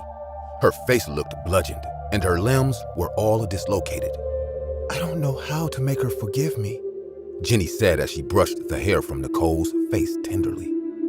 "Jenny, she can't because she's dead." "No, she's not," Jenny yelled and looked at me with piercing eyes. "I just put her in a deep sleep." "What are you going to do with me?" I asked, trying to sound more curious than frightened. "I'm going to put you in a deep sleep so you can be with her. I know she wanted you. I saw the way she looked at you on move-in day. I like you, Simon, but I did a bad thing to my friend, and now I owe her," Jenny said as she stood up and walked to the bed with the cleaver. I fought against my restraints. "Jenny, you don't have to do this. I can help you," I hollered in protest, but she ignored me as she straddled me. I writhed beneath her, trying to get her off me, but due to my restraints, she only bounced on top of me. She went to strike me, but I managed to bounce her enough that she missed my throat, and by some stroke of luck, she cut one of my hands loose. I shoved her off me as hard as I could, and she fell on the floor. The cleaver was stuck into the bedpost, and I grabbed it, using it to free my other hand. She came at me, and I waved it at her. She backed off, and I managed to get on my knees, and I grabbed her and banged it against the dresser and knocked her out. Police came, and it turned out Jenny and Nicole were best friends. But there was something wrong with Jenny. Nicole told her to move out or she would put her in a hospital. The Complex family remains strong, but we don't get close with newcomers anymore. Hey, I am Stacy. Today was my very first day of university in a new city. I was very excited and at the same time a bit nervous as I was about to stay away from my family for the prime time. I settled myself in the hostel room and straightforwardly went to my university. The vibe of the university was phenomenal. I had already made 2 friends from my class, Rose and Stella. It was all good until I noticed a guy looking at me. I recalled that he was even present at the bus stop in the morning. It was very unusual. A few minutes later, he entered the classroom and sat beside me. I decided to ignore him so that he would stop gawking at me. At least, that's what I believed. After the first lecture was over, he took off from the class. I won't lie, I was relaxed. The entire day was exhausting. It was about 6:30 in the evening, and I was waiting for the bus to come to reach the hostel on time. It was too cold over there as the winter was at its peak. Suddenly, I realized there was a hand behind me touching my shoulders. I immediately turned back, and I saw him. He was standing so close to me that I could feel his smell. He scented as he had not taken a bath in years. Deep dark circles with messy hair surrounding his eyes. I immediately stepped back and asked him, "What do you want?" He said he was just trying to protect me from this harsh, cold climate. I said, "Thanks, I could take care of myself, so don't worry." His eyes turned red the moment I said this, and I won't lie, chills went down my spine. But unexpectedly, he began to smile and said, "Of course, you could take care of yourself, but the world is too dark. Just be careful." And started coming close to me, but fortunately, the bus arrived precisely at that moment and ran towards the bus. I was eased the minute I entered the bus. After entering my hostel room, I locked it carefully and went to bed. I immediately fell asleep as I was too exhausted. I suddenly woke up at around 1 o'clock in the night. My throat was dry, so I got up and switched on the light to drink water on the table. As soon as I picked up the bottle, my senses flew. I could not believe what I saw. I saw the man in my window looking at me with his hungry eyes from outside of the window. That bottle fell out of my hand, and I wanted to shout very loudly, but I could not cry. It seemed that I had frozen. I worked with great courage and started calling. My shouting caused a stir. That man started trying to break the glass in my window after seeing me screaming. The moment he broke the glass, the police arrived, he tried to escape but wasn't successful. A few days after the police called me, I learned he was a serial killer and rapist who had already killed 3 girls before me in different cities. It's been a while since then, but still, I get nightmares about that creepy guy. Hi, this is Alex Carson. I'm 45 years old now, and I live with my father, Adam. A horrible incident took place when I was only 27 years old. I started working at a company as an accountant. I was pleased with my father. I loved him very much, and he used to take care of me really well. But for a few years, he started drinking more and more alcohol, and due to his drinking, he got divorced from my mother. She left us. Many years passed after the divorce. I used to go to the office with my friend Ryan, who was the same age as me. He was my best friend. We used to leave for the office on the same bus every day. We used to come home from the office every day at 10 at night. Ryan said, "Come on, Alex, let's go. It's our stop. We gotta get off." "Yeah, man, I'm coming. I know, we're late today. Anyways." My work was going well, but after some time, a horrible incident was going to happen to me, which I had not ever imagined. So one night, when I was returning home, sitting on the bus, I saw a girl. She had boarded the bus at the next stop. She was staring at me continuously. That day, Ryan took off from the office.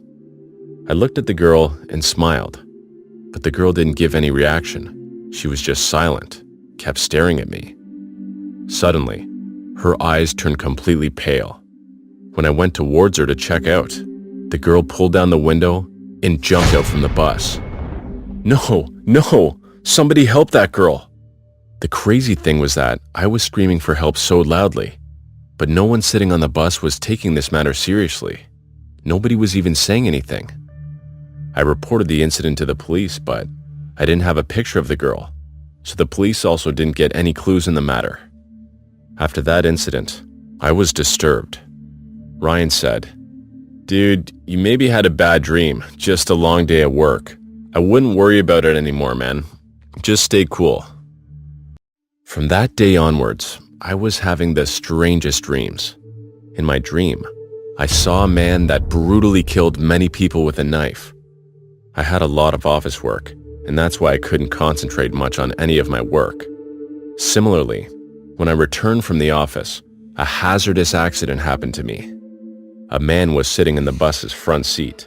He had boarded the bus at the same stop where the girl had boarded. The man looked very creepy and strange. After a while, the man got up and started looking at me strangely.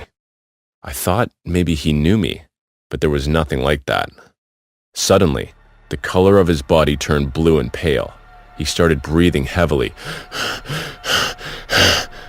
At that time, my body was completely loose, and I was not in a condition to say anything. I was numb and frozen. I saw that the body parts of the man were chopped by themselves, and they fell on the floor of the bus. There was blood everywhere. He fainted. Ryan said, "Hey, what happened, Alex?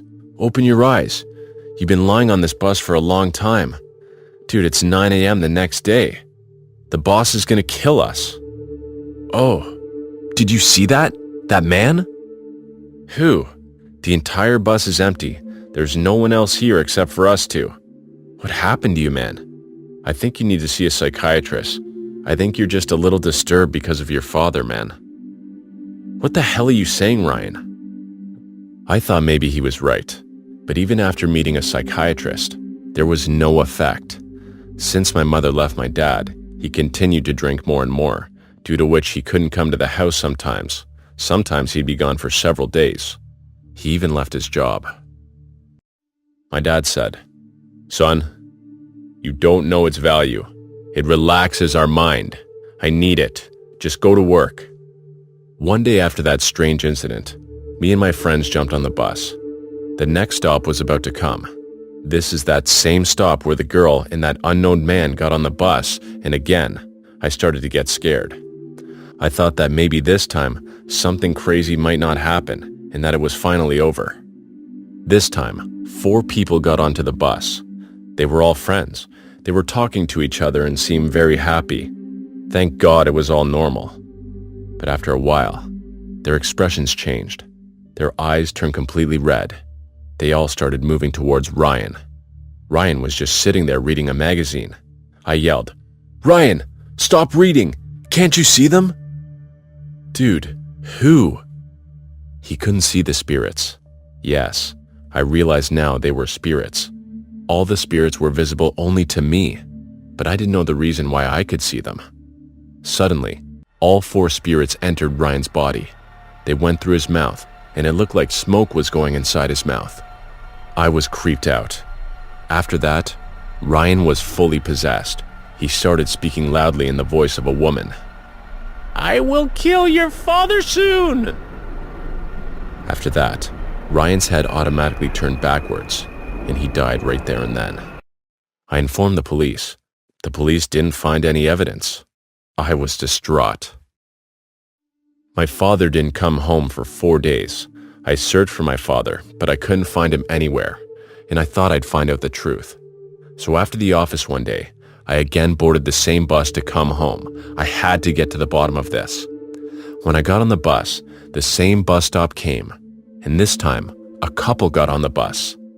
They seemed regular, happy, but I wasn't falling for this stuff again. Soon their attitude changed, and they both came towards me. The couple started grabbing my hand. I was in a lot of pain. I started screaming.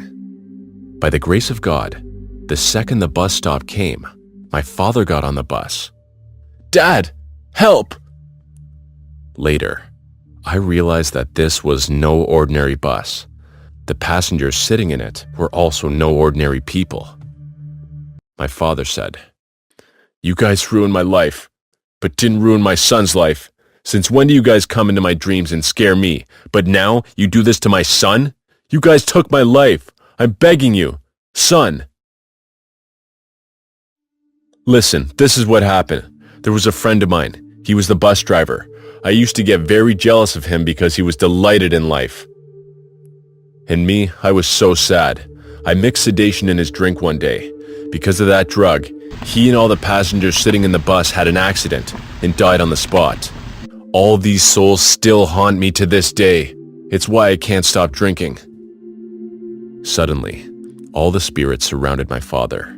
Before I could say anything, those spirits built a wall and seemed like they just ventured into another world through that wall. The next day, my father's dead body was found in the river near that bus stop. The police never got to know the reason for his death, and from that day onwards, nothing wrong ever happened to me again. Hey, this is Jonathan. I'm 30 years old now. So, this horrible incident took place when I was working at McDonald's. At the time, I was 25. Newton, Ashley, Ellison, and Mark were my staff members. Ellison was married and had one baby boy of 5 years. They were very nice and hardworking people at McDonald's. We were all very good friends of each other and used to work together. But Mark was a little short-tempered. He used to get angry at very little things, but he was good at heart. Everything went well for a long time, but the day was coming soon, which was going to bring darkness into our lives. One day, police arrived at the McDonald's. It was the crime spot. It was dark at the time. There was no light. All the goods in the shop were scattered here, there, and everywhere, and some belongings were totally broken. On seeing it, it seemed to be just a case of a typical robbery. But it was not a case of looting. It was more sinister than that. "Come on, soldiers, go ahead." On moving forward, they found me unconscious. And there was Ellison's dead body in the freezer. Someone had brutally killed her. Firstly murdered and strangled her, and choked later. They found Ashley in the bathroom. She was lying there in very bad condition. She was about to die. Her throat was bleeding profusely because the murderer had stabbed him in the throat with a fork several times. She wasn't dead, but she was not able to speak or say anything. She was bleeding profusely from her mouth also. The murderer had shown no mercy at all before killing these two. Mark was also lying unconscious there. He was also hit very hard on the head and had a cut on his chest. He was bleeding also. We were taken to the hospital. I was completely blown away knowing the truth about this horrible incident. I had no idea who would have done all that. Police officer Andrew called me to the police station for interrogation. Ashley and Mark did not regain consciousness because their situation was critical. So I was in the police station. Andrew said, "Do you remember anything about what happened that night?" "No, sir. I didn't see his face." "Tell me what you remember of the night." "Well, it was around 11 at night. At the time, someone cut off the light at McDonald's, and it became dark everywhere. I heard a very loud noise coming from the bathroom, and it was Ashley's. I was worried and turned on the torch and headed towards the bathroom. I opened the bathroom's door. I was shocked and terrified seeing her. Ashley was screaming and suffering in pain. Help, Anthony! Oh my God, Ashley, don't worry. Before I could save her, someone hit me so hard on the head with 2 big glass bottles. I was bleeding and started screaming, and I ran in the same condition to save my life in another room. I was lucky that day that you came on time. Otherwise, I would not have survived, sir." "Okay, thanks. It'll be helpful." "Sir, do you know who's behind all this?" "No, nothing's known yet, but we suspect some people." "Okay, you rest. If you remember anything else, you let us know, okay?" After a few days, Ashley's life could not be saved and she died. Mark, however, regained consciousness. The police interrogated him, but nothing was known from him as to who was behind all that. I saw he had become very weak. A few days passed like that, and nothing was found in the hands of the police. Then, after some time, the time came when the mystery was about to be revealed or opened in front of everyone. After 1 month, Mark and I started going back to work at McDonald's. The police were suspicious of both of us. That's why they forbade us to go out of the city. But one day, I overheard him talking to a guy on a call in McDonald's. Mark said, "Just once I get a chance, I'll run away with the money. Don't worry, brother." As soon as I heard all these things, I immediately called the police and told them everything. He saw me calling the police and started throttling me. Why are you doing this? Leave me, please." Mark said, "You will tell everything to the police? Huh?" Fortunately, the police arrived and caught him. And the main culprit was Mark. I couldn't believe it. After a few days, he did confess to his crime. Officer Andrews said, "I've got all the evidence against you. We know you loved Ellison. Many people have seen you and her together, so you tell me the whole thing from the start." Mark said, Yes, I did all that. I wanted to be a very rich man since I was a child, but I never could. That's why I did all this, to fulfill the purpose. I lured Ellison into the trap of my love because it was very easy to trap her. She had a child and was a single mother. She even helped me to kill Newton. Newton had come to know about the truth about us. That's why we had to kill him, and she helped me with this. She called him to a secluded place, and we crushed his head with a stone and killed him. She was scared after his death. She was feeling that the police would catch both of us. That's why she was repeatedly threatening me not to do the robbery, or else she'd go to the police and say everything. I tried a lot to convince her, but she was not listening to me at all. One day I had lots of arguments with her. That's why I killed her. I had to do this, otherwise she would have told everything to you all. But how'd you make this big elaborate plan? I had made 2 plans that, if I become successful, then I'll run away with all the money. But I knew very well what to do if the plan did not succeed. I tried to arrange the sleeping pills, but I couldn't. So I found this plan more worthwhile. First, I went to kill Ashley. When I went to kill her, I snatched her phone, but I didn't know that she had 2 phones. She called the police from her other phone, and my game was about to end. That's why I applied another plan. First, I hit my head with a glass and kept it there, with a cut on my hand with a chef knife, and fainted. Thus, my plan could not be successful because of Ashley, and I killed her. I continued to work at McDonald's so that no one would doubt me, but eventually, I was caught because of Jonathan. I hate that guy, seriously. If he hadn't listened to me, I wouldn't be here today. Son, you've committed such a heinous crime. Now, even God can't save you. And now, he's in prison.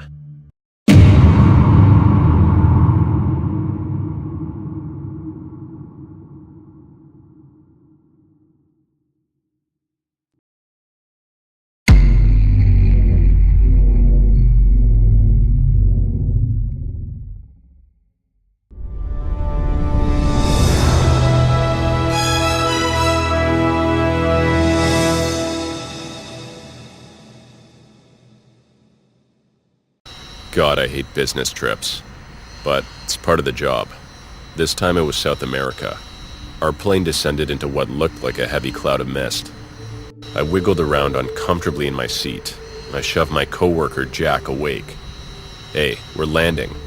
Jack and I were here on business, and it was both our first time in South America. His eyes were heavy looking out the window. Is that... rain? It wasn't rain. It wasn't mist. In fact, it was the opposite. We were descending into a cloud of dust that stretched hundreds of miles, as far as my eyes could see. Welcome to Arica, Chile, announced the pilot. where the local time is... Jack and I weren't listening. Our eyes were fixated on what was outside the window. The plane penetrated the dust cloud, where we couldn't see more than a few feet outside the window. I couldn't help but wonder how the pilot could even land in these conditions. The plane landed safely despite my worries. We exited the plane and collected our luggage. As we set foot outside the airport, Jack and I stood in awe. Before us was a busy town. Cars zoomed by, pedestrians hurried, and families walked the streets joyously. However, a thin layer of dust fogged everything, as if a filter was being applied to our scope of vision. Everything looked foggy, and no one seemed to care. We waved a taxi down. Hey, what are a pair of Americanos doing in Arica? Asked the taxi driver in a cheerfully and friendly tone. We're here on business, Jack said matter-of-factly. I sat in silence observing the outdoors. We drove through deserted fields of weeds and dry roots that were covered by a thin layer of dust. What might have been a luscious image of green life and vegetation at some point in the past was now a scene no different than that of a desert, where the only signs of life were occasional stumps and tumbleweed riding air currents. Has it always been this dry? I asked. Oh no, he said in a jolly tone. You all don't know? He glanced back at me. It hasn't rained in Arica in what? 121 weeks now. It's the longest drought in Chilean history. He continued, but my attention gravitated towards the growing desert outside. When we arrived at our hotel, we learned that the hotel didn't exist. Instead, we were greeted with the knowledge that we were staying in a dilapidated hostel down the road, where we were scheduled to have our business meeting. The hostel consisted of a lobby area and 3 rooms, 2 of which were empty. The inside was equally as battered as the outside, and everything inside was just as dusty. Our room consisted of 2 stiff beds, an old wooden table that seemed to be waiting for an excuse to fall apart, a non-working television, and an AC unit that rumbled wildly. We placed our luggage on the bed, causing it to creak. Just then, I noticed the caretaker of the hostel. A short old lady shining a smirk at me stood at the door. Her smile seemed to extend from ear to ear, exposing cracked yellow teeth. Her eyebrows were raised as if anticipating something. She stood there, face unmoving. Just her sight made me shiver. I raised my hand slowly and awkwardly in acknowledgement. She stared, expression unchanged for about 45 seconds, and walked away without saying a word. Jack and I unpacked and had perhaps what was the most uncomfortable night's sleep ever. The next morning, we dressed with our best attire that had already collected dust and walked down the street to our business meeting. Good morning, said the short, balding man as he shook my hand. We stood at the entrance of his office. Good morning, nice to meet, I said, shaking his hand, but was interrupted mid-sentence. We are no longer interested in your services, he said shortly. He began to walk back into his office. I stood confused. Jack intervened. Sir, if we could only have a few minutes of your time... The man repeated himself sharply. We are no longer interested in your services. Goodbye. The door shut in our face. Jack and I looked at each other and shrugged. We traveled all this way for this? The sun began to set and we returned to the hostel. Well, that was a complete and total waste of time, I said to Jack, removing my tie and throwing it on our hostel bed. Let's catch an early flight tomorrow and get out of this godforsaken place. Yeah, he nodded in agreement, and we began packing our things. Just then, a knock came at the door. That same caretaker stood at the door, wearing the same smirk and elevated eyebrows. "It's time," she croaked. "Huh?" questioned Jack. "It's time," she repeated. "Ma'am," I began in a rather impatient tone. "We don't want," she interrupted by repeating herself again. Jack, the more patient of the two of us, decided to indulge her. "All right, it's time for what?" he said in a soft tone often used towards the elderly. She led him to the lobby and I continued packing. I placed my last shirt in my suitcase when chanting erupted from the lobby, followed by Jack screaming obscenities. My stomach tensed and I rushed to see what was causing the commotion. The worn-down room that was the lobby was now void of any furniture. Along the walls hung hundreds of small candles, flickering sporadically, illuminating 7 women who stood along the perimeter of the room. Each woman wore a black cloak that reached beyond their feet. They each wore identical masks that resembled a bird's face. It had sharp slits for eyes and a protruding beak. Long, colorful feathers stood on the back of their heads. They chanted in unison. Jack stood at the center of the empty room, 7 pairs of eyes on him. "Good, you're here," said the caretaker, pushing me to the center of the room. As I joined Jack, the 7 masked women spread evenly around the room, covering all exits and room entrances. "For 300 years," began the caretaker in a thundering voice, "Shak, god of rain, has blessed our beautiful village. And for over 300 years, our village has flourished and thrived." The chanting by the other 6 masked women intensified. They stood motionless, though their shadows swayed as the candles flickered. "But sadly, my people have angered Shak. We have lost our way, and the god of rain has turned his back on us." Her head hung low in disappointment. "But the legends are clear. To regain the grace of Shak and bring life to our village again, the god requests blood. This drought must end now." Jack looked at me. He was sweating profusely. "Look, ladies, you have the wrong guys here. We just want to get home, so if you could just excuse us," began Jack, walking toward the exit. As he approached the exit, one of the masked women broke her stillness, summoned a knife from within her robe, and plunged it deep into Jack's upper thigh. He howled in pain, dropping to the ground. Blood began to pour around his body, mixing the layer of dust on the ground, creating a thick and viscous substance. I ran toward him, but 3 of the masked bodies jumped forward, obstructing my path. "You mustn't help him," said the leader monotonously. "He has been chosen by Shak. And now, you must end it," she said flatly. She approached me and presented a large ceremonial dagger. The leather handle was engraved with symbols I couldn't recognize. "Now you must end it," she repeated. The bodies that stood between Jack and me cleared. Jack was laying on the ground, dagger deep in his thigh. The pool of blood had grown into an ocean. He was pale and struggled to keep his eyes open. I stood incapable of comprehending what had occurred in the last few minutes. The candles continued to flicker widely. A stabbing pain in my own arm grounded me back to reality. One of the 7 had stabbed my arm. Though softly, as if to nudge me forward, I stepped closer to Jack. I can't," I repeated inaudibly. An excruciating pain erupted in my arm. One of the 7 had plunged a knife deep into my shoulder now. "You must." By then, Jack was unconscious. I told myself he was dead from blood loss, but I know that was a lie that I used to convince myself. The 7 tightened the perimeter, forcing me closer to Jack. They now each threatened with a knife in my direction. They were now inches away from my body. The 7 deadly weapons reflected the candlelight and threatened my life. I picked up the ceremonial dagger. I did what I needed to do. The next few hours were a blur. Vague and foggy images remain in my mind of the 7 dragging Jack's body away. What they did with it, I don't know, and I don't want to know. I grabbed my backpack, leaving behind my luggage, and began mindlessly walking to the airport. As I left the hostel, the chanting intensified. I walked and walked for hours on the dusty road. I don't remember arriving to the airport. I don't remember boarding the plane.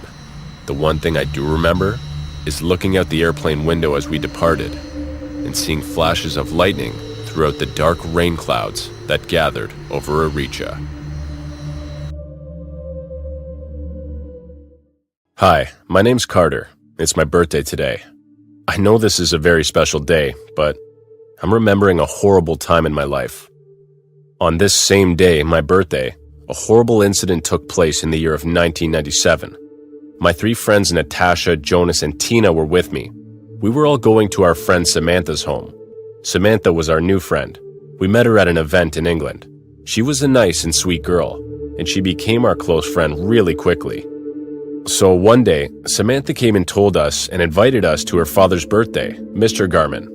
We were happy for her father, and we all at once got ready for her father's birthday. She had come with a large and beautiful car.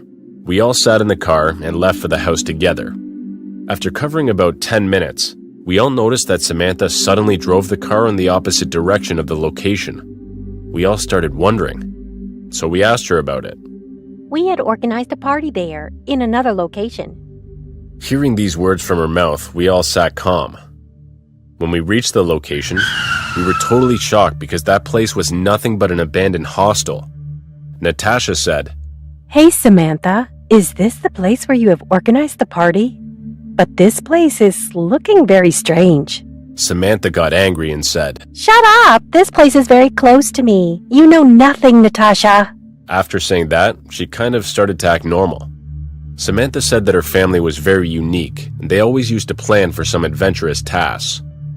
That's why she had decided to celebrate her father's birthday in this abandoned hostel. Natasha and I were skeptical about Samantha's behavior, but we ignored it. We didn't really want to spoil the celebration. So when we got there, Samantha took us inside the hostel. We all noticed a very weird and creepy environment there.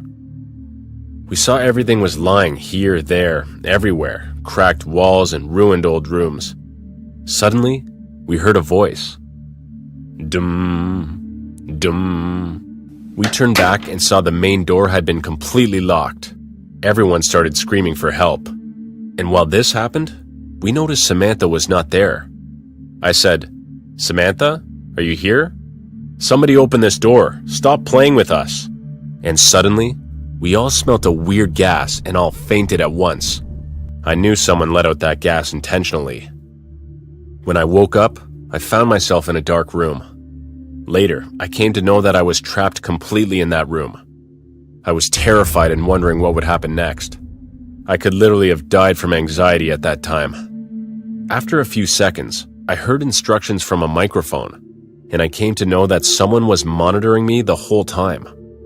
The man's voice on the mic said that the room is going to be filled with water in 10 minutes, and I had to accomplish a certain task in that given time. At first, I thought it was just a game, but I later realized this was all planned. That voice came again. You have only 10 minutes to get out of this room, or else you will drown here and die. There's a table on your left side. On the table there is a box. This box is made specially for you. Go and open it and get your door keys. Suddenly, the room started filling slowly with water. When I reached the box, I remembered what he had said to me. I was sure that the box, though, was not a normal box. That's why I carefully inserted my hand into the box. When I did, I got a very strong electric shock. I was terrified and didn't even have a second to decide anything that time. My feet were starting to sink. I forcefully entered my hand and suffered the painful electric shock for 1 whole minute. Zzz, zzz, zzz. Never have I felt anything like this. I was screaming in pain. Even thinking about it and remembering that horrible day, I still feel the pain. I was confused, but I only had a few minutes left. By the grace of God, I got the key and escaped from the room. When I got out, I found Tina in the next room. I was in for another shock. Oh my God! I saw that Tina's head was separated from her body. It seemed like someone had brutally slit her throat just a few minutes before. There was blood and sharp old blooded tools everywhere. I was very horrified and frightened. Just seeing that painful scene, I started vomiting and felt dizzy. I'd never seen anything like that in my life, except in the movies. Next, I started looking for Natasha and Jonas. Suddenly, I heard Natasha's screaming voice, which was coming from another room. I slowly went into the room to help her. I saw a man who was wearing a weird pig face mask. He was about to put a hot rod in Natasha's eyes. I at once picked up a sharp knife from the table and stabbed him on the back. "Ah, I'll cut you!" the masked man screamed. Even though I stabbed him, the masked man didn't stop. He was trying to harm us even though he was injured. I struggled hard to snatch the rod, but he was very strong. I was lucky that day. As soon as I got the chance, I pushed him into the walls with great force. I inserted that iron rod in his stomach and pushed the rod several times until he died. We ran away from that room and started looking for Jonas. We couldn't find him anywhere. Wandering here and there for what seemed like a long time, both Natasha and I reached a room where we noticed a lot of newspaper cutting and magazines. Natasha saw her father's picture there. She was shocked. Who was that? Who had been collecting these articles? When we explored that room, we found more articles. We found a newspaper in which 3 people's pictures were printed. They were Natasha's dad, Tina's dad, and Jonas's dad. Somebody had crossed their faces with red marker in the printed picture, and the room wall was totally ruined with several marks and names. Everywhere, we could see the words written, Revenge and Mom. Natasha noticed a hidden newspaper cutting below a table. When we read it, we were totally shocked. According to that article, those 3 people, Natasha's dad, Tina's dad, and Jonas's dad, were those persons who had revealed the secret of Mr. Garman, Samantha's father. Obviously, Mr. Garman was a very bad man. He used to sell the body of organs of kids. Natasha, Jonas, and Tina's father had revealed his face in front of the whole media. Samantha was only 12 years old at the time, and she loved her mother so much. But her mother hung herself with rope due to defamation and pure guilt. When all that happened, Samantha had decided that she would harm their family too. We heard someone's footsteps, and it was Jonas. He was badly injured. We at once informed the police. As we were moving out, we saw the pig-faced masked person came again, and he removed his mask. And then Samantha also came out from a door with a big knife in her hand. Both were looking psycho. They intended to kill us and were laughing evilly. That man was Mr. Garman. Suddenly, Samantha threw the knife at Jonas, hitting his chest. He fell down and died. We both ran as fast as we could and locked in a room. Both daughter and father were banging on the door. Somehow they broke down the door. They were about to attack and kill us, but then the police showed up, and shots rang out. They arrested them for Tina and Jonas's murder. We left, thank God, and we will forever mourn the loss of our 2 friends.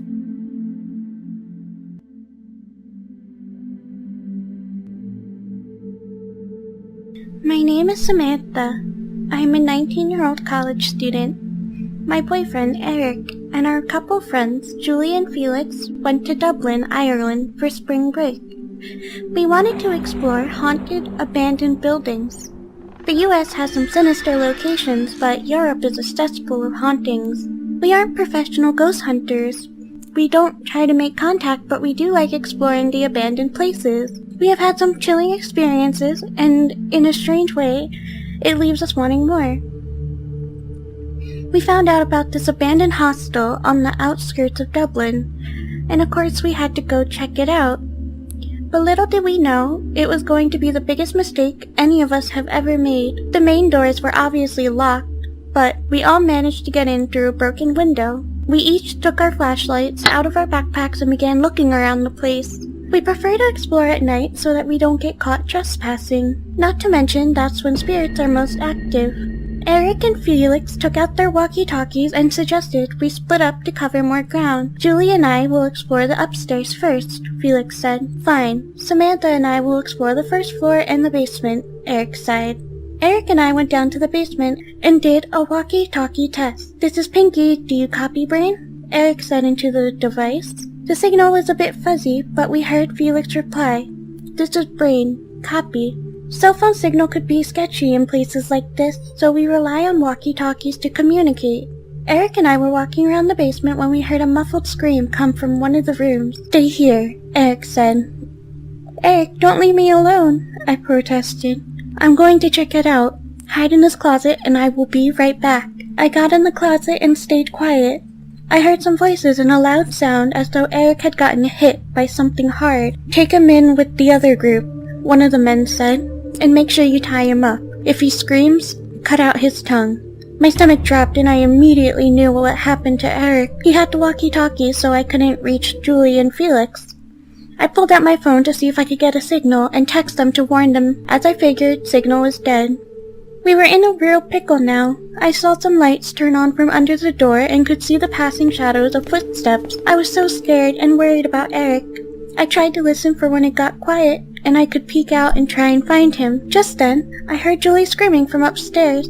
I knew it was her because she was screaming Felix's name. Then, a bunch of footsteps came bounding down the stairs. Muffled sobbing accompanied them. I could hear both Julie and Felix's muffled protest as they walked by. I cupped my hand over my flashlight and turned it on. What I saw made me puke my guts out. Jars of dismembered body parts. There were even whole heads of people soaking in formaldehyde. I took a step back and knocked down a tray of scalpels and knocked over a chainsaw. There was a refrigerator, and I don't know why, but I opened it. It was full of human meat. Just then, the door opened and the largest man I had ever seen pointed at me. "We got one more," he yelled in an Irish accent. My fight or flight kicked in, and I actually put up a fight. I picked up a scalpel and drove it into the man's hand that came at me. I used my flashlight to hit him over the head. I could hear Eric screaming, "Run, Samantha." I was chased up the stairs and out on the street. I managed to get in the car before they caught me, and I drove off. I found a safe spot and called the police, who came just in time before they could hurt Eric and our friends. It turned out that the hostel posed as an abandoned building to attract ghost hunters and tourists who want to explore the mysteries of abandoned places. They were part of an organized crime of cannibalism and devil worship. They waited for people to start exploring before they took the tourists by surprise and cut them up alive, eat some parts, and sell others. Our little group stayed together, and we all even got married. We still go on adventures, but we never explored another abandoned building ever again.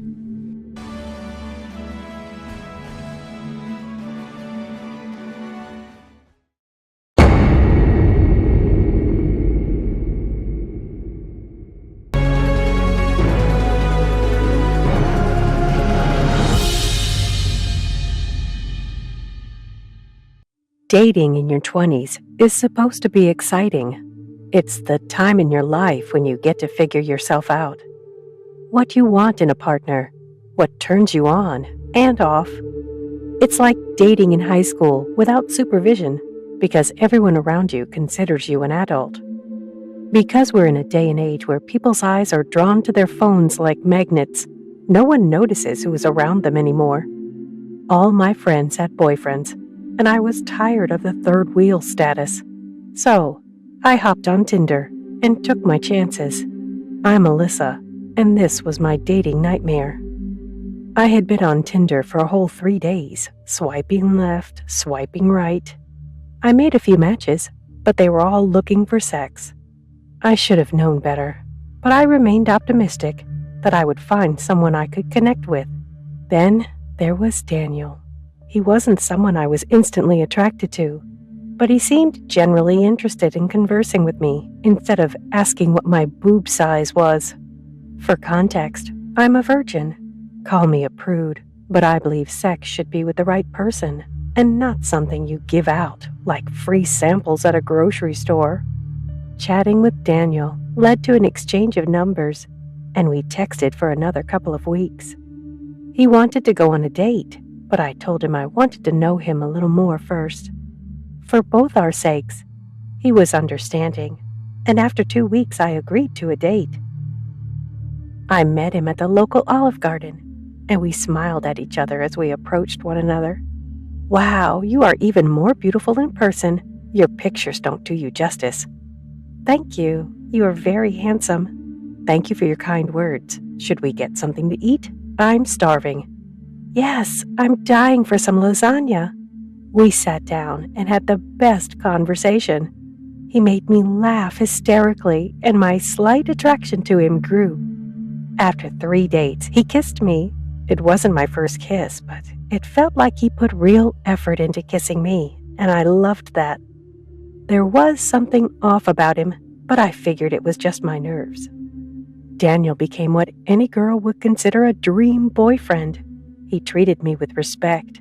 paid for every date we went on. I offered to pay for some, but he refused. He made me laugh, and I was able to join my friends on group dates. We had a few disagreements, and he not once raised his voice at me. I continued to have gnawing feeling in the pit of my stomach about him, but he was so great, I pushed it behind me. All seemed perfect until our 6-month anniversary came up. That's when the pressure to give me to him started happening. We would watch a movie and he would try. His actions seduced me, but I wasn't ready. It didn't feel right. I decided it was time to break up with him. If I couldn't sleep with my boyfriend that I care for, is it the right kind of love? I called him and asked him to meet me at the park. "Hi, Daniel. Thanks for meeting me. I hope everything's okay." I smiled at him, as though it would soften the blow of why I called him here. "I wish I could say it is, but you're about to be mad at me." He raised his eyebrows with concern. "Why? Did you cheat on me? Is it that damn Don Johnson wannabe that you work with?" "No, I can't be with you anymore." "What? Why? I thought things were going so well." "I'm sorry, Daniel. I don't feel that way about you anymore." "Alyssa, please, let's give this more of a chance."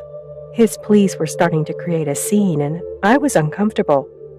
For the sake of keeping up appearances, I told Daniel I would, and we could have dinner at my place that night. That night, I picked up some takeout and a bottle of wine for us to enjoy. I hoped to have a calmer conversation.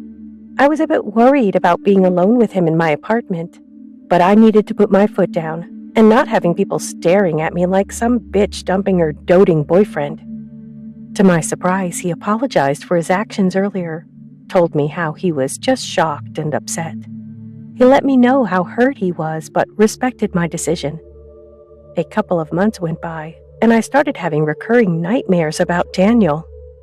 I would come home from work, take a long shower, and when I stepped out, Daniel would be over the toilet, vomiting aggressively. He would look up at me, his face would be pale, his eyes sunk in. The smell of rotting flesh would emanate through the bathroom. I screamed at the sight of him and ran out of the bathroom. I run to my room, and Daniel is crawling down the hall like some contortionist, growling like a zombie. "Alyssa, why? I loved you." Then he would charge at me and bite into my leg. Then I would wake up in a cold sweat. And then I wake up to the smell of rotting flesh. I get out of bed and go to the closet, where I have Daniel wrapped in plastic and stuffed in a garment bag. Maybe it's time I finally bury him. I didn't intend on poisoning Daniel that night, but he wasn't willing to break up. He begged me to stay with him forever. So, on a whim, I decided to give him what he wanted. He's staying with me, and I don't have to be attached to him. This was, indeed, a win-win. After breaking up with my boyfriend, I tried to find some distraction. Being in a 5 years long relationship makes you adapt to your partner. He had become a part of my life, which caused me to adjust to him and arrange my time considering our relationship. Now that I was alone again, I felt the urge to fill the emptiness of time that I would usually spend with him. Thus, as a distraction, I focused on my career. I left my previous job and found a position where I would work harder but get rewarded with better salaries. After a couple of months, I realized that I missed the feeling of flirting with someone. I downloaded a dating app that was quite simple to use and efficient in finding the best match for. At least, that is what I thought back then.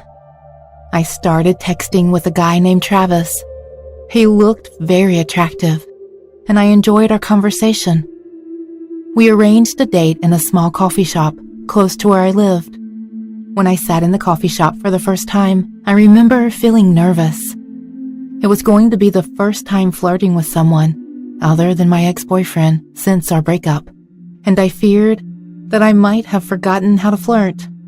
My nervousness got even worse when I realized that Travis had missed our date. Even though I was devastated, I decided to enjoy the coffee shop, as it was a charming place. I let myself be lost in the coziness. I listened to music and read a book. I read my book for hours, but I would close my book and look at the entrance whenever a new person entered the shop, hoping to see Travis. Of course, none of them were Travis. After a while, I noticed that a fat man in his 50s was sitting at another table by himself. He would watch me whenever he thought I was not looking at him. At first, I thought he was just a man who found me attractive, but then I realized that he looked like someone I knew. At that point, I stopped reading and looked at the man for a long time. It was Travis. Not the same man in the pictures that he sent me, but it was him. After a couple of seconds of looking at this man, I understood that he was using the images from his young times on the dating app. He had told me that he was 27 years old when we were texting, but seeing him, I realized that he was at least 50. In his pictures, he looked fit and healthy, but instead, there stood a fat man. I figured that in his youth, he was this handsome man, but now, he was a person who had lost his attractiveness. At first, I felt anger toward the man because he tricked me. But then, I remembered our conversation and how much I enjoyed it. He did not look like what I thought he would look like, but his thoughts were similar to mine. He wanted the same things as I did, and he seemed like a nice person with a good heart, but a lack of confidence. At that moment, I decided to talk with him. Of course, it was not going to be a date that ended with me inviting him to my flat, but at least I could have a pleasant conversation with this man. I walked to his table and very gently asked, "Are you Travis?" I could see the instant fear in his eyes as I approached him. He was shocked to know that I would be the one who came. He stuttered when he tried to speak, and after confirming that he was Travis, he started to apologize for deceiving me. I pulled a chair and sat with him. After a while, his lack of confidence got restored, and he began to speak more clearly. We started to have a lovely conversation. While we were talking, he would try to flirt with me, but not seeing a positive reaction from me would make him upset and try to change the conversation. As mainly being focused on my career at the time, I started to talk about my job, and after finishing my rather long speech about how much I loved my new job, I asked what his job was. He told me that he had a very important job, but he did not want to talk about it in the coffee shop. He seemed bored of sitting there. That is why I asked him to have a walk with me. With a smile on his face, he said that he was glad to hear this, and he went to pay the bill quickly. When we left the coffee shop, he said that there was a park nearby and asked if I wanted to go there. I was surprised to see him know these places even though he was not living around here. When we went to the park, he started to behave strangely, but I thought he was just nervous because of our little date. I felt sorry for this guy, as his hopes of being in a relationship with me were about to be crushed. He murmured a question very silently. "Do you want to know what I do for a living?"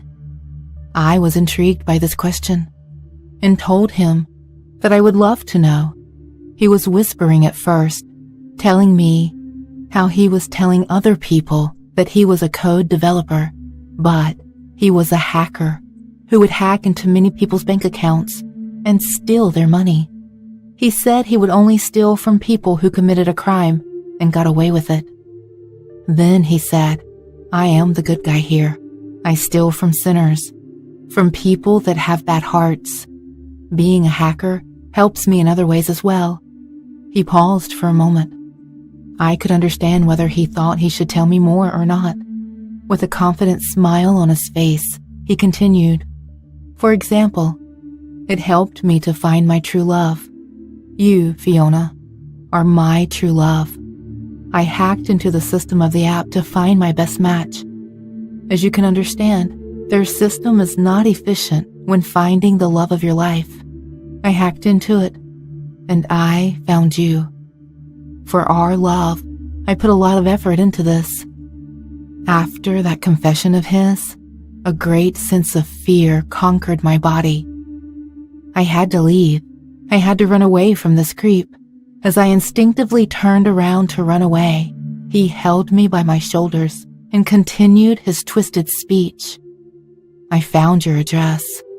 I spent my days walking around this area, trying to find good places for our date.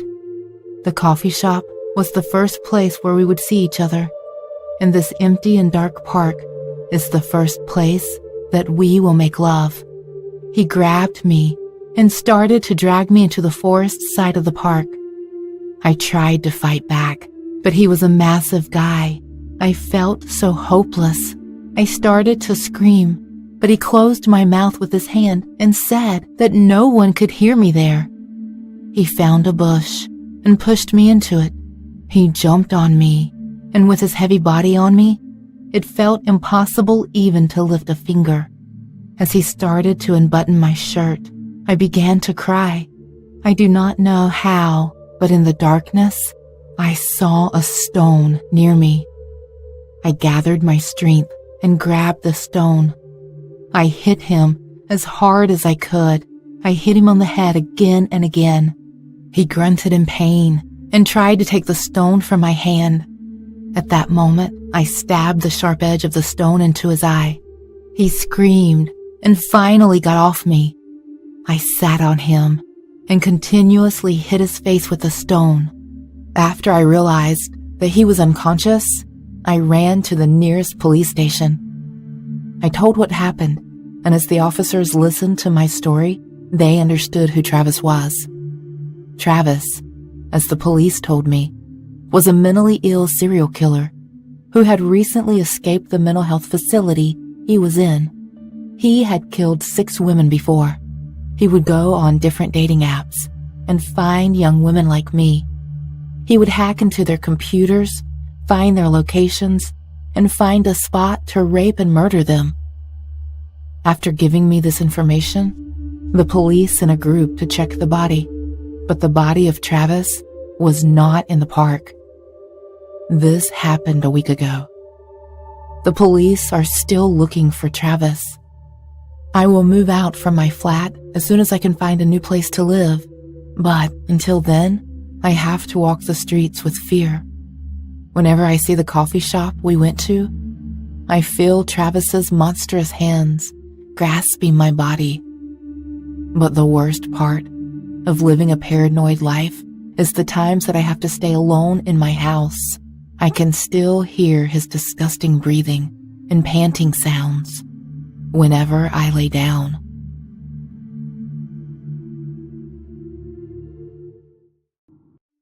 Hello, my name is Anderson. Now I'm 29. Today I'm going to tell you about a terrible story that happened to me when I worked at a huge Walmart. This incident happened to me about 4 years back. In the huge Walmart shopping store, I had many co-workers who were very good and well-behaved. There were 2 girls and 3 boys. One of them, Sebastian, was my good friend. I got on very well with everyone. 4 years back in the Walmart store, Sebastian seemed very upset for a few days. When I used to talk to him about it, he was always afraid to tell me even a little what was wrong. After asking a lot, he told me one day. He said, "Man, I've made a huge mistake. I shouldn't have done that. There's no more happiness for me." Whoa, Sebastian, what are you saying? You okay? Work hard and make your life. Don't talk like that, man. That day I saw something in his hand, but he was hiding it, trying to conceal it. I couldn't see it, and he went without replying to me. The next day there was a huge uproar at the Walmart. When I asked my coworker, I found out that Sebastian had died in a truck accident. I couldn't believe it. Perhaps he deliberately dove in front of the truck? I suspected he could have been suicidal. Everything was going well in the Walmart store, but after a few days, some horror incidents started happening there. I couldn't believe it at first, but when an incident happened to me, I was shocked and afraid completely. So one day when I was busy in the billing process and scanning barcodes of products bought by a family, the family was standing in the queue for the billing. The age of the man was about 29 years old, and the age of the woman was about 25 also. When they were standing in the queue, I saw a kid of about 8 standing behind them. That family started going out of the shop with their belongings. I shouted from behind and called them. The lady said, "Hey, what are you talking about? No, we don't even have children. So how did the child come here? He must be someone else's son. Go check carefully." I also thought that maybe he was someone else's child, so I followed him. He went on, first floor, then second floor, and through the aisles of the Walmart. I followed him further, but the child was not stopping. Eventually, when he stopped, he turned his face towards me. I got goosebumps and got shocked. I saw that that child was no ordinary child, and suddenly his complexion and appearance had changed. The whole half of that child's head was crushed in. The hands and feet were completely crooked, and there was not a single flesh on the whole body. He was bloodied. I closed my eyes very loudly and started chanting the name of God, and after a while, the child disappeared. When the CCTV footage was checked, the child was nowhere to be seen. I thought it was probably my nightmare. What should I tell everyone? No one would believe me. Then, a few days later, I saw a lot of kids' spirits at that Walmart. There were about 3 or 4 children who were talking and walking towards me, trying to tell me something, but I couldn't understand. My situation got worse due to fear, and I didn't go back to work for a few days. Eventually, I went to see a priest. He gave me a locket. He said that if I wear this locket at all time, I won't see such things. A few days went fine, but after a few days, I went to the Walmart to collect my paycheck and was busy billing products. I saw a girl who was trying to say something, but the security guard was not letting her say anything. I went to check it out. She was acting a little weird. She said she's Sebastian's sister, Anita. I went up to her right away. "Hey, Anita, I'm Anderson, Sebastian's friend. What's the matter?" Listen, carefully. Look, we have very little time. The death of my brother, Sebastian, was not an accident, but he was killed by my little brother's ghost. Whatever that was happening, it was happening after the death of his younger brother, Ray. Once, my mom had gone for some work on the ground floor. Perhaps her parcel had arrived, so she asked my brother Sebastian to take care of Ray. But Sebastian got busy with some work and could not attend to Ray. At that time, Ray was playing with his green-colored ball. While playing, his ball fell from the balcony. He went to the balcony, and he too fell from there. He was only 8 years old when he died. Then Sebastian too was shocked and terrified. He always kept that ball with him at home. But one day, he took that ball here at the Walmart and mixed it with the toy section. The next day, Ray's ghost killed him, which everyone called an accident. After his death, his soul came in that ball, and whoever went to that ball, I'm pretty sure that ball is in this Walmart. We just have to find that ball. Please let me go to the toy section. I will find it. Oh God. Okay, I'll check with you. We didn't find that ball. Then I remembered that I had sold a ball 2 days ago. We did a lot of searching. Then in the camera recordings, we came to know that Mrs. Kendra has the ball now. We found her address and went there, but they weren't home. We told them everything on the phone. They too had become shocked after hearing that. In the Walmart shop one day later, Mrs. Kendra came there with her son Astern and the ball. Anita said, "Where is your son? We have to save his life. Tell me!" He disappeared. Eventually, we found him on the second floor. He was under someone else's control, and was going to hit himself in the head with a hammer. In the meantime, a worker of the Walmart came. He tried to snatch the hammer down from the child's hand. Then he pushed it back so hard backward that he fell down the stairs. Clearly, the bone in his neck had broken. He died on sight. We all were completely terrified. "Astern, don't do it!" He gave us all a creepy little smile. Astern said, "He will go with me." Clearly not his voice. "No, baby, why are you doing this? See, I'm your mama. Obey your mama, son." But he didn't listen at all, and hit his head so hard with the hammer that a lot of blood started coming out. The situation was not becoming under control at all. The more we refused him, the more the spirit used to torture that child. It was important for us. We had to save his life. After a while, Anita said, I know, Ray. It's you. You can't do that. You were a good kid. You always listened to your mom and to your sister. Sebastian is dead. He has got his punishment. Please leave everyone now. Go to your own world. Please, leave this innocent child. Okay, sister. After saying that, the kid calmed down a bit, and seeing the opportunity, Anita snatched the ball from his hand. The child was badly hurt, and it took him a long time to recover, but his life was saved by the grace of God, and we buried that ball near Reynard's grave. Nothing wrong ever happened to us, ever, after that incident. Sebastian was hiding something from me that day. I knew it, and it was nothing but that same ball in his hand, and maybe by mistake, he had left the ball in Walmart, and some other kid bought it.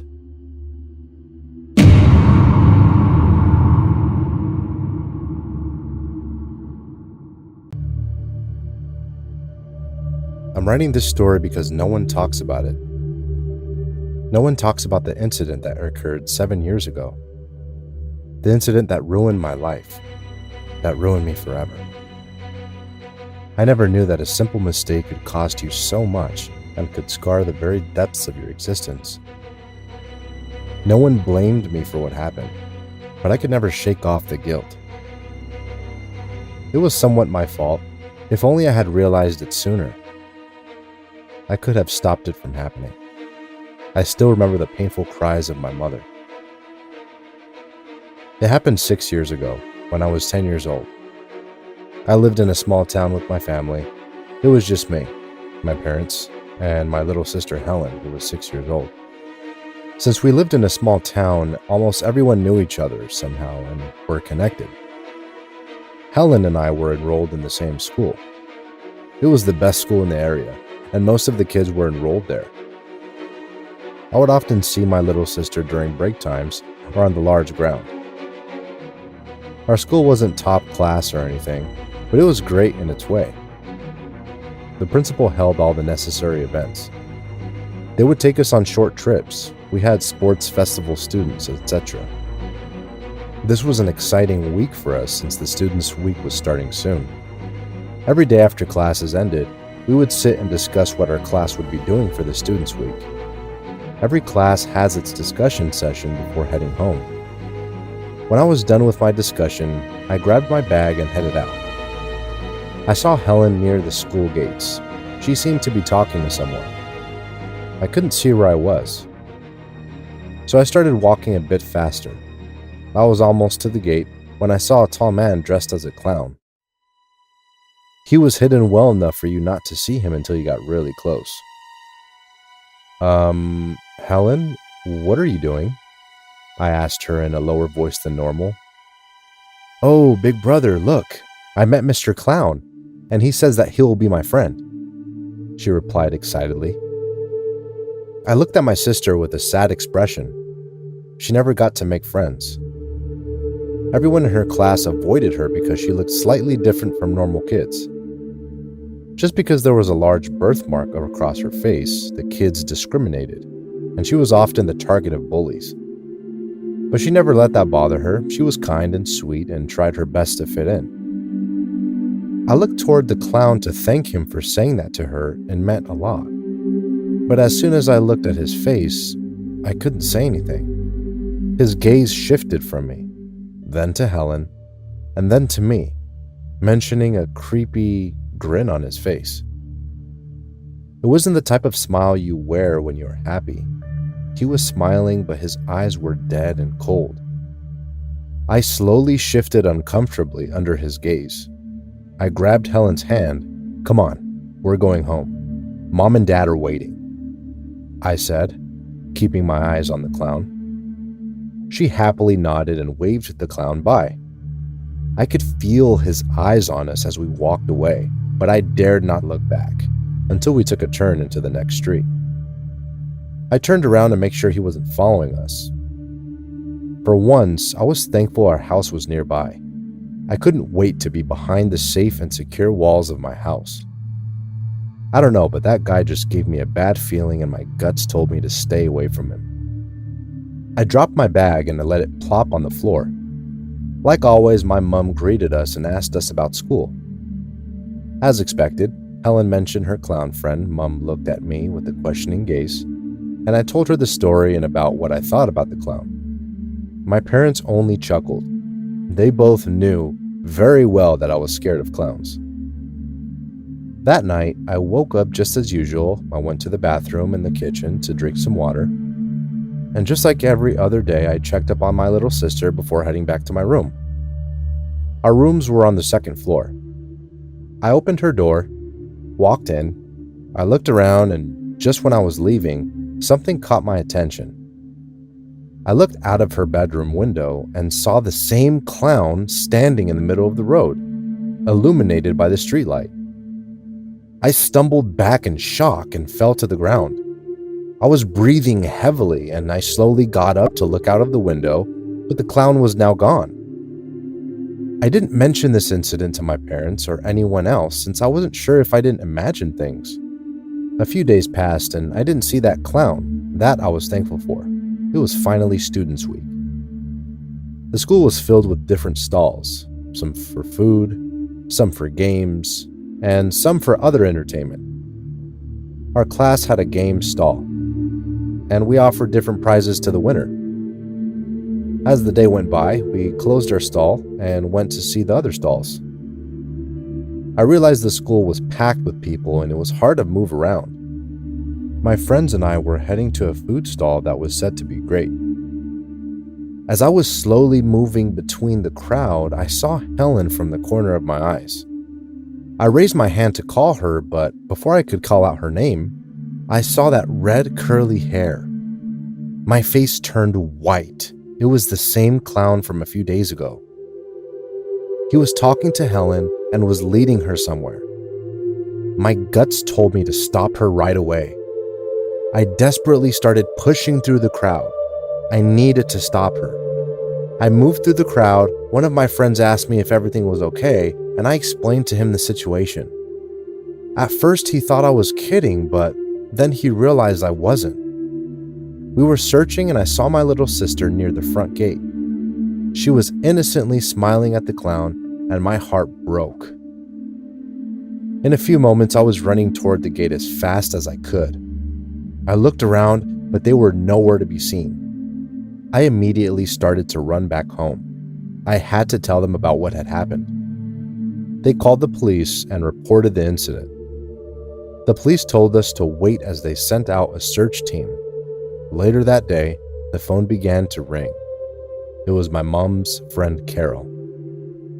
She told her that she saw Helen with some clown. She tried calling out to Helen, but they were gone before she could.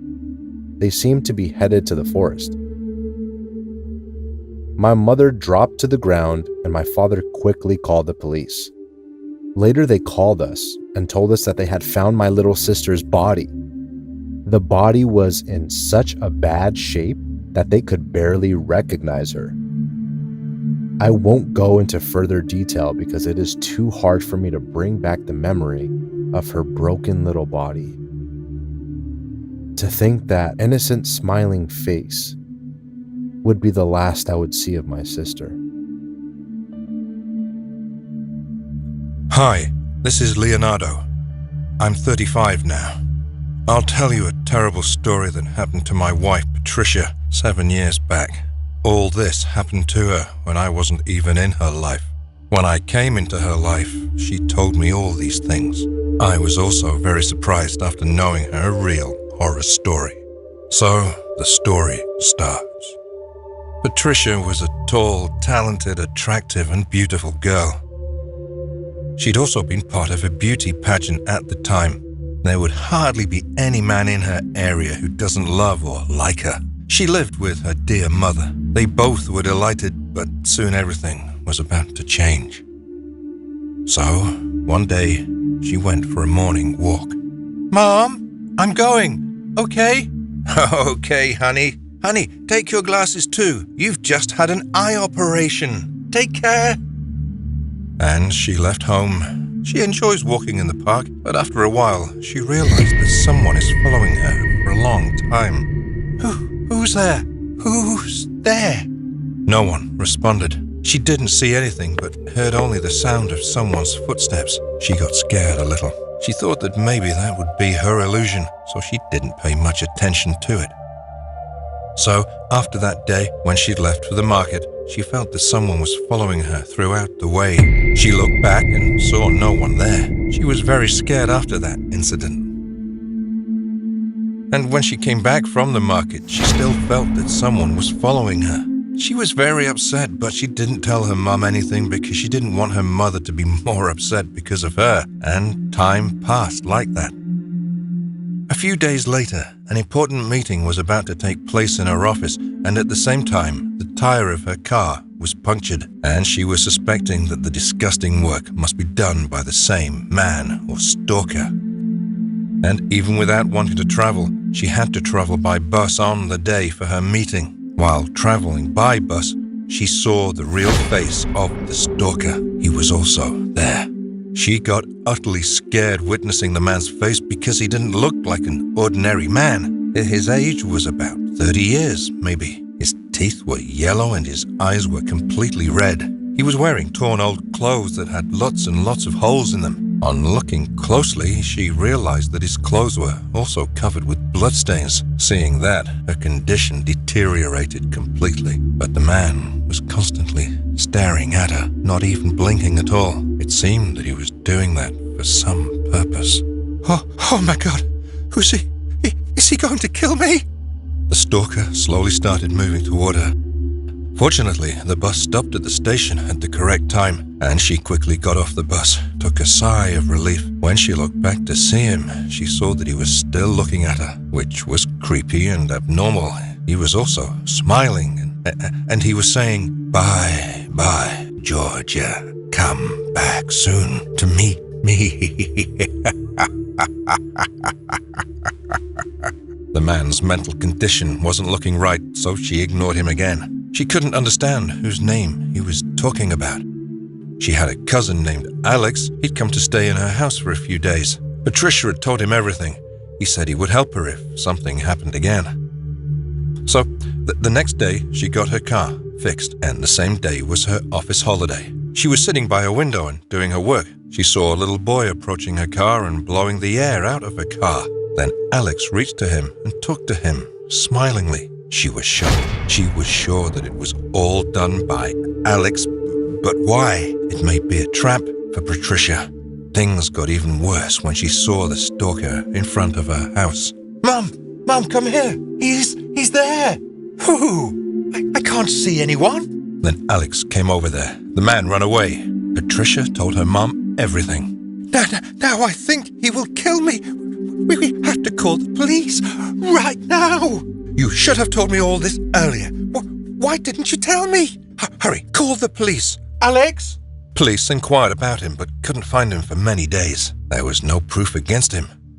She'd taken several days off from the office and didn't go out also, but one day her mum felt very keen to eat ice cream. And she reached the market with Alex and her mum to get some ice cream. They knew that the stalker could come from anywhere. That's why they were also alert, and they planned that they would return home soon. So, when Patricia entered an ice cream shop to get ice cream, all of a sudden the stalker came after her. Alex punched him hard, but the stalker became successful in running away from there. He followed him and caught the stalker on the road. He held the stalker's throat tightly and punched him in the face, then kicked him in the stomach. I will not leave you today. You annoy her a lot. Tell me, who sent you? Tell me. He started crying. Don't know why. George, it's me. Oh, please. Stay away, you idiot. Why are you doing this to me, huh? We should hand him over to the police. On hearing the police name, the stalker got scared terribly. He was acting weird. Finally, he was caught by the police. When he got caught by the police, the whole truth came out. Why are you doing this? Why are you following Patricia for so many days? What do you want? I had a sister named Georgia. I loved her a lot. One day, when both of us were going on vacation in our car, where we had a vast accident, I lost her. Patricia had an eye operation 1 year ago, and her eyes are my sister's eyes. Patricia had a cornea transplant at the time.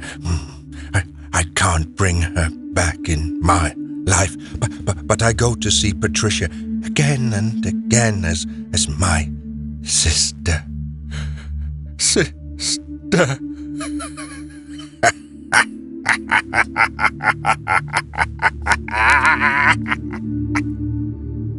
Later, the police told the whole truth to Patricia. Knowing the truth, Patricia and her mother were quite surprised. After all, the eye she had was his sister's eye. For so long it seemed to Patricia that the man wanted to kill her, but that was nothing like it. It hurt her how wrong she was thinking about him. We have tried to find out his complete background. It's been found that he is a victim of depression. His mother had died in his childhood, and there was only one reason for happiness in his life, and that was his sister, and she too had gone away from him. And when he came to know that his sister's eye was transplanted in yours, that's why he wanted to meet you. Patricia was sad about it. My husband, Brendan, contracted a weird disease with a long name I can't remember. It was terrible. His body was rotting from the inside out. Every day was excruciatingly painful, and even though it was curable, the medicine was way more expensive than I could afford. We were living in a small apartment in the cheaper estates. We were living an okay life, like any other couple in our apartment complex. I work nights and do overtime to make up for our bills and the medicines required. It hurts me to watch him physically die. I'm trying so hard and taking every shift I can get to help. One day, I was returning from my night duty as a bartender in uptown New York. It's quite far away from our apartment complex, but the job pays well, and I can drink some free cocktails, so what the heck, why not? I also got my husband's meds refilled from the CVS nearby, and got myself some pizza and OJ. I mean, this is the only thing that was grounding me in reality, but for some reason, things didn't feel right. I reached the elevator. Something wasn't right. Nothing was right. The air was colder than I liked, and the tension was so thick I could be sliced with a knife. I never liked the elevator, but today it was super creepy. Suddenly, I saw all the buttons are pressed, and I felt the presence of someone. I froze, but then I turned back to check, and I was horrified. I drank some of the orange juice to cut back on the alcohol from the tequila I had after my shift. I can hold my alcohol, but now I felt it. I wanted to throw up, and I pressed on the button 4 multiple times to try and get to our floor a bit faster, but it was unsuccessful. After that, I blacked out. I heard people banging the door and felt light in my eyes. I was escorted out near my door. My neighbors, the 4 young men who lived across from us, took me near my door and then tried to wake me up to consciousness. When I woke up, I reacted violently, but I was given some water and calmed down. They asked me about my condition, but when I told them, 3 of them laughed, while another, the 4th man with tattoos, just smiled knowingly. He knew something that I, or for that matter, even his roommates, did not know.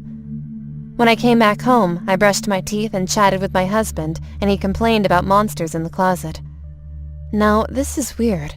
I know nothing is normal now, but aren't 26-year-olds a little too old for closet monsters?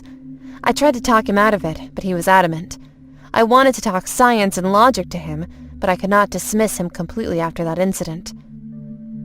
After a nice little nap and a wrap-up with my chores, I had to go to work, and I did not like the idea of using the elevator, but I cannot use the stairs. I am afraid of them.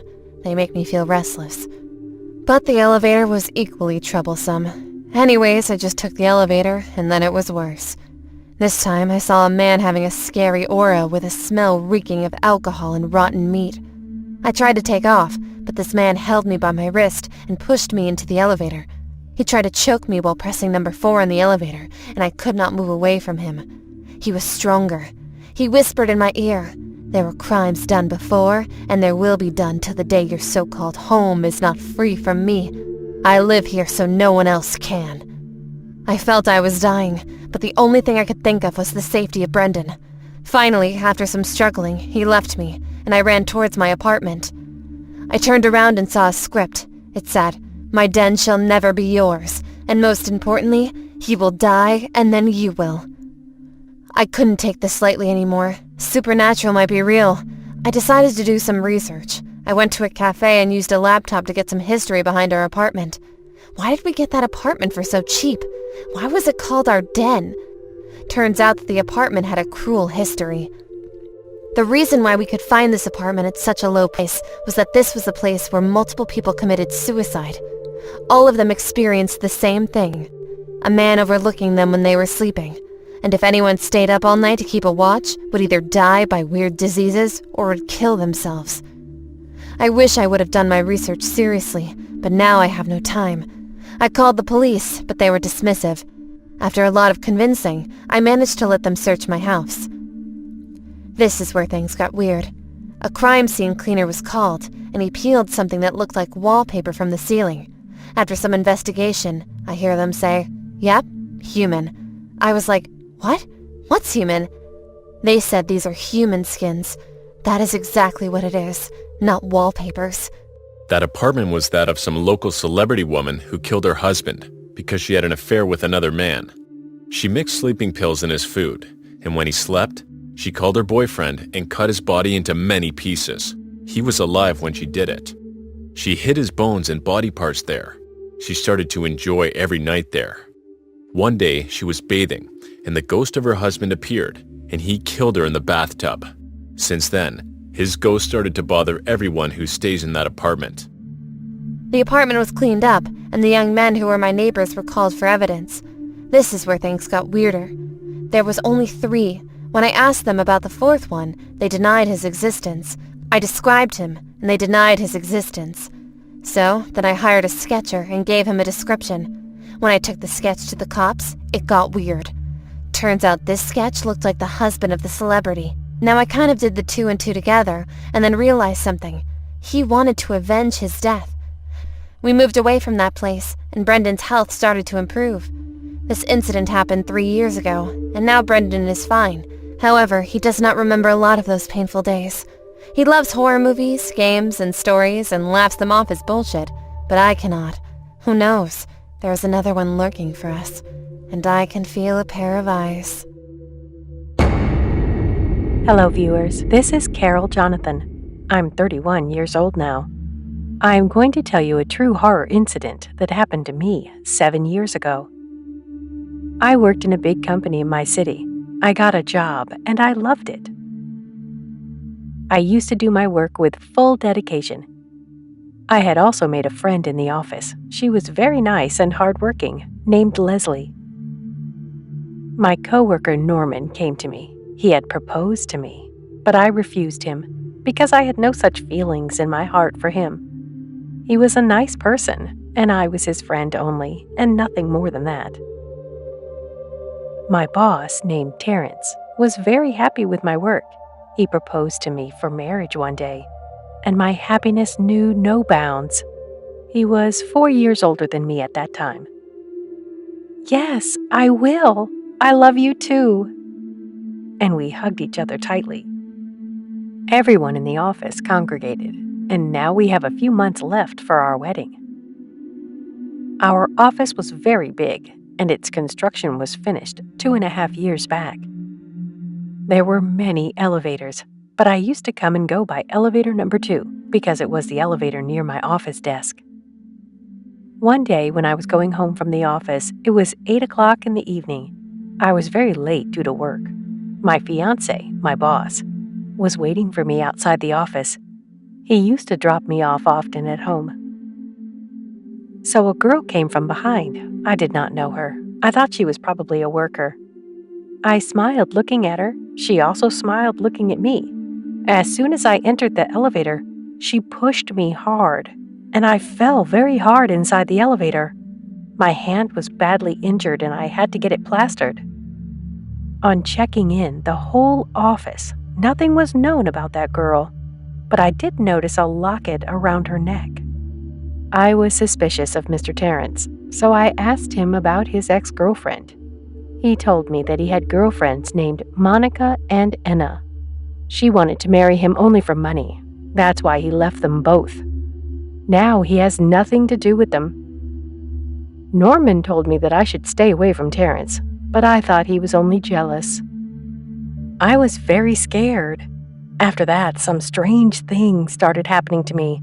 I had a nightmare every night. I saw a man with a scar on his chest brutally strangling and torturing a woman. Sometimes I would see 2 or 3 girls being murdered brutally. That was a very unsettling moment and creepy too. Once I went into Mr. Terrence's cabin without informing him. My friend Leslie was there too. I got a little angry seeing them together. Oh, honey, what happened? See this file? And Leslie left from there. She looked a bit upset that day. I asked her, but she didn't tell me anything. I pressed the elevator button, and the elevator door opened. Somebody's body was lying inside, and it was Leslie's body. I screamed in fear. Someone shoved down her throat brutally and stabbed her in the back. It was really unsettling. There was blood in the elevator. Everyone reached there and called the ambulance and police. Everyone was shocked. After a few days, when I was inside the elevator suddenly stopped. I got very scared. I called, but there was no network on the phone. I started to panic. Who's in the elevator? Suddenly, Leslie's ghost appeared in front of me, which was very scary to see. I was numb. Her eyes were very big, red, and her body was thin. I was blown away by fear, and I fainted there. Terrence took me to a priest, but we got no solution. My life had become a hell. I used to have nightmares every night, and that was the night when I was about to find out who that girl was. I could not see the faces of those girls clearly in my dream, and that night I could see those faces clearly for the first time. One of the girls' faces was exactly matching that of the girl who once pushed me hard in the elevator, and the locket around her neck had M written on it. Once, when it was a holiday in the office, I secretly went into the office. When I thoroughly investigated the cabin of the Terrence, I came to know about his truth there. The records of those girls, whom I had seen in my nightmare, were there, Monica and Enna. And all of them had been murdered, maybe. Then I just had to confirm that Terrence has a mark or scar on his chest. I had called him. He came. I seduced him and opened the buttons of his shirt and saw that same scar was on his chest. He was the main culprit. What do you think? You'll investigate me, and I will not even know anything? Yes, I killed both of them. Now, it's your turn. But why did you do this? What did you get from doing this? I have money, power. I can do whatever I want. I can buy whomever I want. I want to sleep with every girl. And after that, I love torturing and killing girls, especially those who are beautiful and smart like you, dear. Please leave me. I won't tell anybody anything. Your friend Leslie was having an affair with me, and I killed her because she was repeatedly threatening me that she would go and tell everyone the whole truth. And Enna was pretty and shy. I tortured her to death, cut her throat, and I kept her in my secret room. Next is you, baby. I killed Monica too. I loved her so much. At that time, the construction work in the office was going on. I was talking to my partner at the time, and that partner was none other than Norman. He knew absolutely everything about my truth. I gave him a lot of money just to shut his mouth, so she heard everything and started blackmailing me. I tried to kill her, but she escaped and went inside the elevator, which was not working.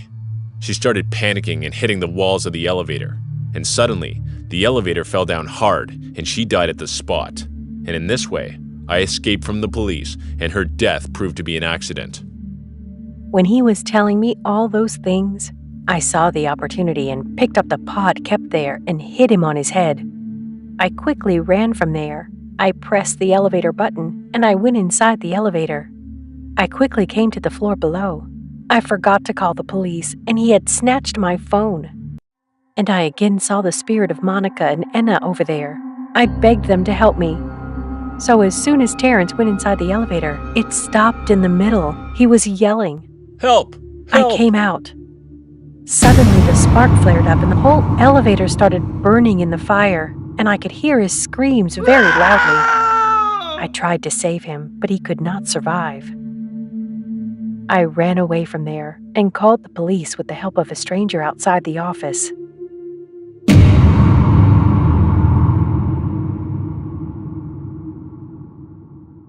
Hey, this is Joe. I'm a computer engineer. I'm 35 years old. Today I'm going to tell you a terrible true horror story which took place 7 years ago. There was a close friend of mine. His name was Harris. He was my colleague also. Both of us had jobs in a very big company in the city. He married his beautiful girlfriend named Eva. She was charming, tall, and intelligent. I'm also married, and I have 2 kids now. 7 years ago, while in the office, he seemed worried for a couple days. Whenever I asked him anything, he used to avoid it. I got angry with him when he told me something. He said, "Harris, man, nowadays, my wife gets really angry with me, even for small things. Whenever I try to explain something to her, she doesn't understand me at all. The relationship is not going well. What should I do, man?" Hey, look, dude. No solution will come out of fighting and arguing. Whatever's the matter, take time and solve it with a calm mind. Please don't make any brash decisions and definitely don't do it in anger. You'll be sorry later. Be calm and explain things as best you can. If possible, I'll talk to my sister-in-law. I tried my best to end the situation between them, but the quarrel was getting worse. I used to talk to Eva on the phone sometimes. I used to try to solve the problems going on. Those days, all we engineers had a huge workload, so we were doing night shifts in the office. But Harris wasn't interested in night shifts. One day, Harris came into the office. "Hey dude, I think I'm going to try the night shift today. I don't even want to stay home now, even at night. Life is stressful. I think it's better for me to just stay busy with work." I agreed with him I would do the night shift also that night because he was a good friend of mine. One day, Eva called. I received it. She said, "Harris has become very suspicious and possessive. He keeps a close watch on me and is not allowing me to do any of my jobs. I'm completely fed up with him. I think I'm going to divorce him soon." I was so sad for them. For a few days, he was doing extraordinary things, such as drinking water from the water bottle. I didn't even know where he kept that bottle. He even started forgetting a few things. He repeatedly said his wife had cheated on him. She was secretly starting to talk to someone on the phone, and sometimes even going to meet him. After a few days in the office on the night shift, I don't know what happened to Harris that day. He was repeatedly pointing towards the window. "Dude, there's a girl wearing a black dress standing there, staring at me for a long time. Do you see her?" "Harris, what are you talking about? No one's there." "Look at her, bro, right there. That girl's no ordinary girl. There's red little spots on her face. I think I can see bones visible. She's a long, creepy-looking black tongue." "Dude, there's nothing, man. It's the night shift, bro. You're starting to see things. Just calm down." That same night when I was thirsty at 3:30, I went to fill my water bottle and also went to the bathroom to just clear up a bit. I washed my face, and while washing my face, I saw someone's shadow in the mirror. I was terrified to see that. As I looked back, no one was there, but I felt like a woman was standing there. There was a colleague named George in our office. He was nice and a hard-working person. He also came on time, but one day, he was nowhere to be seen. There's a small storage room on the floor below our office. I saw Harris coming out of that room. When I asked about it, he didn't say anything. So the next night, when I asked Harris about Eva, Harris said she'd gone to her maternal home for a few days. Harris was repeatedly going to that garage room. I also secretly thought of going there to find out what was going on, and when I went there, I was shocked and numb after seeing the scene. I saw it was my colleague George. Someone had pierced his stomach with a sharp piece of wood that went through and through. There was blood all over the wall. I understood that Harris probably did something wrong. Just as I was about to call the police, he came over there and snatched my phone and broke it. "Joe, what are you doing? You okay?" Yeah, I was just calling my wife, brother." "Oh, you saw his dead body? He's gone. I know you were about to call the police, and you too are unfaithful, like my wife." "Oh, my luck. My wife is not in the house for 2 days now. She must have ran away with her lover." "Please, man, you know me. Just leave me, Harris. I'm your best friend, man. I won't tell anybody." "You know why I killed George? Because he was having the affair with my wife." I think you must have had an affair with my wife too. That's why you support her, isn't it?" Just then, he pulled out a knife and started to attack me. I grabbed his wrist and tried to wrestle the knife out of his hands. There was lots of fighting. Eventually, I pushed him back and started to run away. I ran and went to the security guard. "Hey, what happened?" "Call the police, please." Then suddenly, Harris came and stabbed the security guard's chest with a knife. He died on the spot. I quickly started running towards the road. He was following me. Suddenly, I heard a sound from behind me. That sound was Harris shouting or screaming in pain. "Ah! I'll kill you!" He was talking to himself. It was as if he was fighting with himself. Suddenly, he stabbed himself in the chest with the knife which he had. That scene is still in my mind. It was unsettling. I was completely numb. Why would he do that? Who would do that? I was going to get the answer later. I was so scared that I fainted after that. When I regained consciousness, I came to realize that Harris had died. Hearing the truth, I was completely blown away. The policeman said, "When we searched Harris's whole house, we found his wife's body there. Her body was 2 days gone. He had killed her. He had amnesia. He didn't remember that his wife had died earlier." I also told the whole thing to the police, which happened during the night shift. "Officer, why did he kill his wife?" "Well, according to the post-mortem report, his wife's death was an accident." They also checked the video recordings of Harris's house. We found that both of them fought about something. Then Harris got really angry and pushed his wife in anger near the basement. Because the basement door was open that day, she fell down the stairs, and then he left. Due to his amnesia, he couldn't remember that he killed his wife. But I didn't believe Harris could ever do something like that.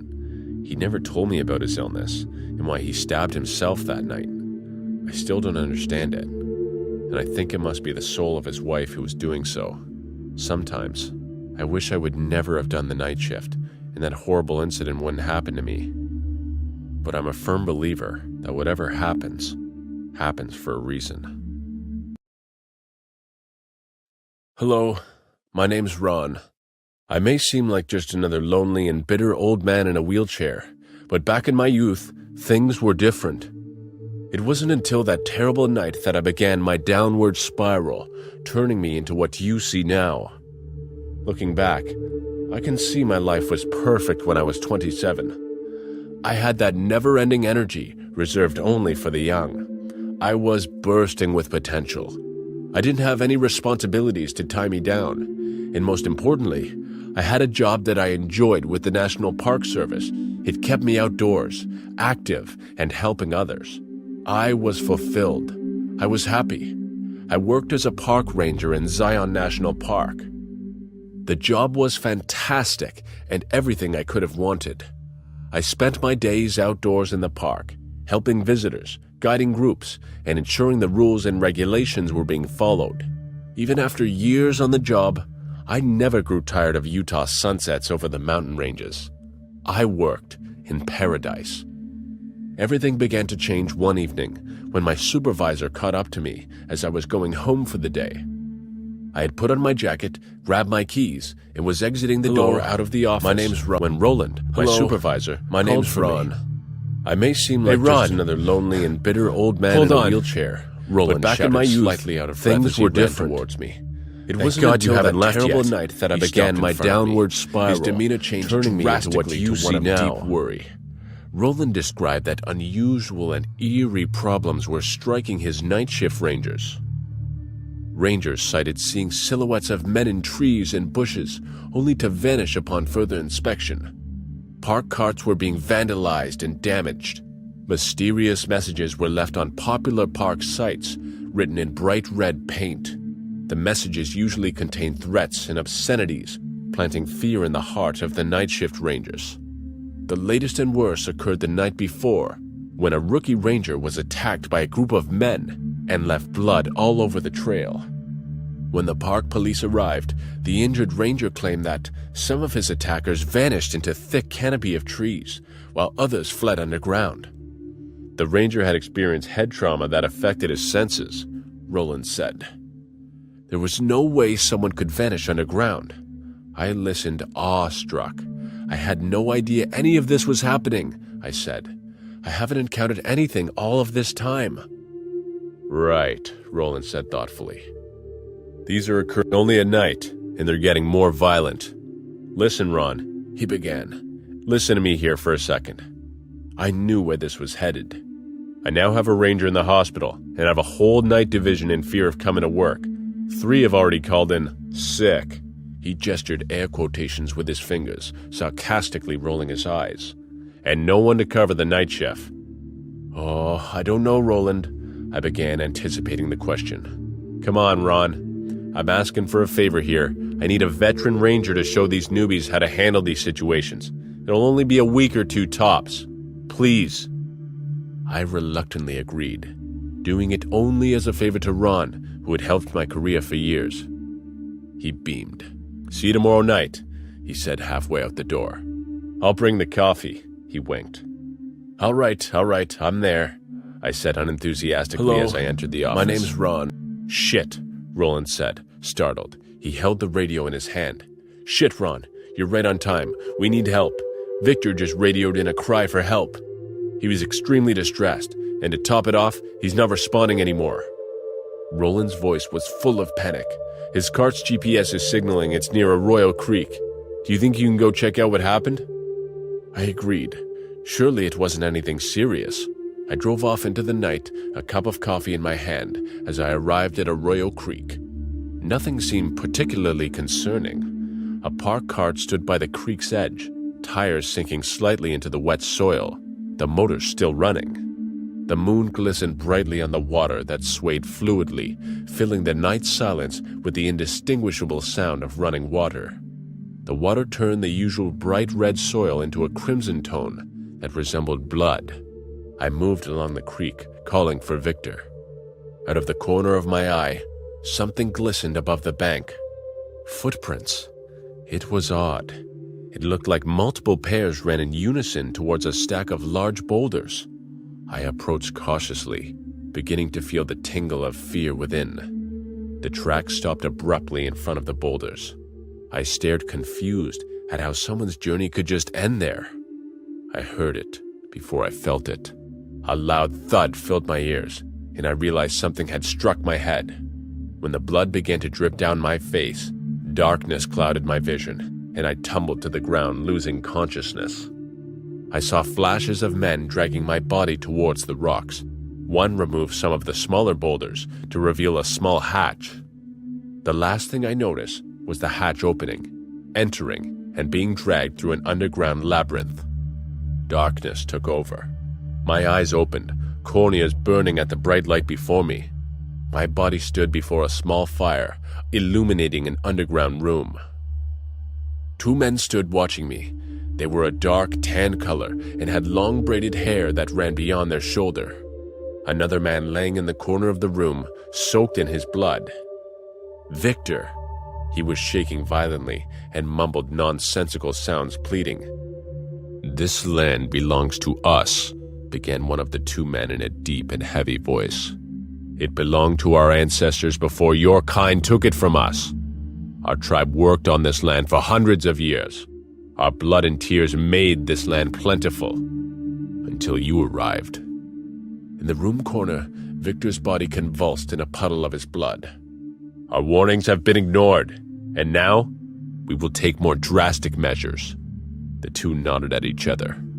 The second man withdrew a small pistol from his pocket and shot Victor. Victor's body fell limp. "Maybe this kind of message you'll understand." The gun was raised, and I heard it again before I felt it. A small stream of blood flowed from my waist like a small watering hole. Quickly, my body began to shiver, and I felt something for the first time that would soon become unfamiliar. I lost sensitivity below my waist. Again, darkness began to befall me.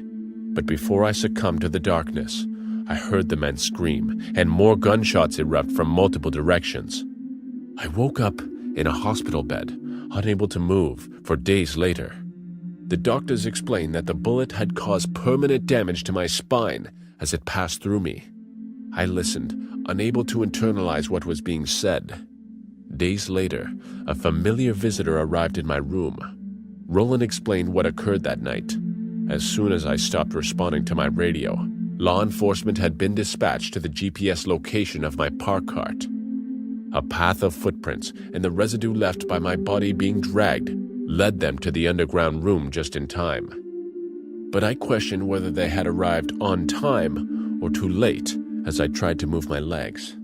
I am thankful for my life, but I regret accepting that night shift. While I could walk away with my life, I lost a big part of me that day. That was the start of the journey that led me to the man I am today. Bitter, disabled, but at least I'm alive.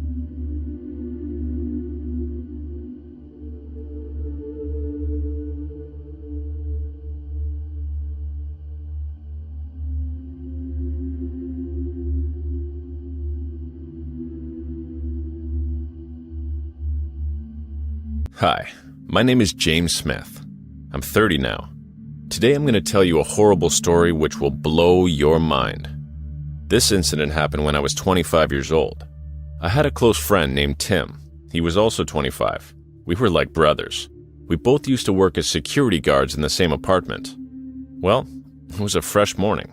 Both of us were just chatting away. Tim asked, "Hey brother, you had breakfast yet?" I said, "No bro, not yet. I think I might stop by the shop for some treats. We'll see."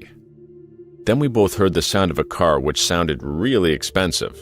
We both turned back, shocked. A girl came out of that car. She was very beautiful, and her clothes, sexy. She was wearing a red dress. Her hair was so pretty and shiny that I just got lost in her beauty on seeing her. Tim just kept looking at her. Not a single word came out of his mouth. He was surprised to see such beauty around here. She was like an actress. It was as if she just finished shooting and had come to live in the apartment. Her name was Christina Jonas. Christina said, "Hello, can I have the key to number 411? "Oh, okay ma'am. We'll take your luggage. We'll deliver it to your apartment." We delivered her luggage and went. It was as if Tim had become crazy about her. He was talking to me again and again about her. Tim had a nice nature. After all, we were best friends. Everyone in the colony considered him very decent because he was always ahead in helping everyone. Whether they were young or old, he would help anyone. That's why he was a popular security guard in the apartment. He even was a little shy. One day, Christina was coming home from shopping. While shopping, one of her boxes fell down. Tim said that he'll take that box to her house. Suddenly, a boy named Alexander came there. Alexander said, "Give me that box. I'll give it to her. She's my friend." "Hey sir, you don't need to worry. I'll give this box to her. Alexander, now kind of more angry. I said I'll give it to her. You stay here. Alexander lived in the floor above Christina. He used to like her a lot, so he used to go there and try to hang around with her. He eventually went there for frequent visits. They'd become close friends. And just like that, a couple of months passed, and that friendship grew even deeper. One day, Christina was looking really upset. It was as if she was worried about something. The next day, Christina's maid Rihanna reached their house and knocked on the door, but no one responded for a long time when she knocked. Open the door, please, ma'am. But the door opened after a little push from her. It meant that the door was already open. When Rihanna went inside, she was completely surprised. There was blood on the floor, everywhere. She got terrified. Then she moved forward, a dead body lying just inside which belonged to Christina. Someone had mercilessly chopped her to pieces, and it seemed as if something wrong had happened. There were no clothes on the body. Rihanna screamed, and some people came. We heard the noise, and both Tim and I ran towards the flat. How can someone be so cruel? The whole room was filled with blood. The scene there was so dangerous that even the maid had become dizzy. Christina's fingers were chopped off. The killer tried to cut her left hand, but it wasn't completely gone. He almost cut off each of her legs. I got goosebumps seeing such a scene. It was terrible. Everyone was shocked. Tim called the police immediately. Police came to the place and an investigation started right away. During the investigation, it was found that Alexander used to visit her house continuously, which we knew. There was a wristwatch on the floor. It was a gentleman's watch. This watch belongs to Alexander. Yeah, he used to visit her house, and the day before the murder took place, she was upset. Tim said, Christina was really nice, used to help everyone. Don't know who would have done this to him, sir. Let's catch him. And it was also known from the CCTV footage that he had come there at night. Police went to his flat, but it was locked. So, police started searching for Alexander. We all got to know that he murdered Christina, and that's why he escaped. After 3 days, police found him. He was caught at a friend's house. Here at the police station, the detective said, Hello, Mr. Alexander. Now there's no use in you hiding whatever you know. Tell us clearly. All the evidence points towards you. I'm not trying to hide anything. Whatever I'm saying, I promise is the truth. I haven't done any such thing to Christina. I went to her house that day because I had an argument with her, and I just went to apologize. The police did a third degree on him. Nothing was found. He got bailed after 15 days. Now, after almost a month went by, there lived one child who lived in the apartment next to Christina. He repeatedly tried to tell me something, but I didn't know why he was so scared. I tried to ask him a lot, and I asked again and again, and finally he opened his mouth. The child said, Christina, she fought Uncle Tim. She was shouting at him very much, and when Uncle came out, he had tears in his eyes. He was crying and seemed angry too. I had a half-early exam the next day. That's why I was awake. It was 12 o'clock at night. When I told my parents, they forbade me to tell all these things to the police. I went to the parents of that child and talked about it. They told me that was absolutely true because she did not want to get involved in the murder case. That's why they didn't tell the police or anyone about it. So as soon as I came to know all that, I immediately went to the police and told them the matter. Because he was my childhood friend and he was very gentle, I never thought he would do such a brutal thing in his life. I had to go to the police. After this incident, his different face came in front of everyone. People couldn't believe that he could do something like this. So, police caught him and investigated. Third degree was done on him.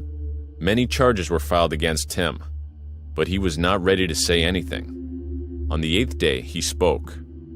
You bloodthirsty man, now open your mouth. Talk. Yes. I did it. I killed her. She didn't listen to me at all. I loved her so much.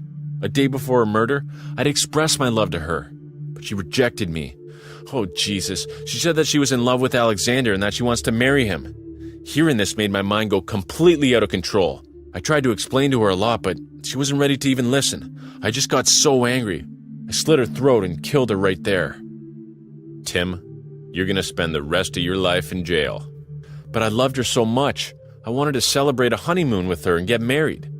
I was going to cut her into pieces and then transport her body away from the scene. But Alexander got there before me and I had to flee. He rang the door and I guess he thought Christina was too angry after their fight earlier that day. He said he'll come again in the morning to apologize and just left. I can't believe I never saw this, but my best friend Tim was a psycho. He was in prison for life. I couldn't believe that Tim, my best friend, was a murderer. I can remember using Tinder for the first time, not getting many matches and then putting the phone down.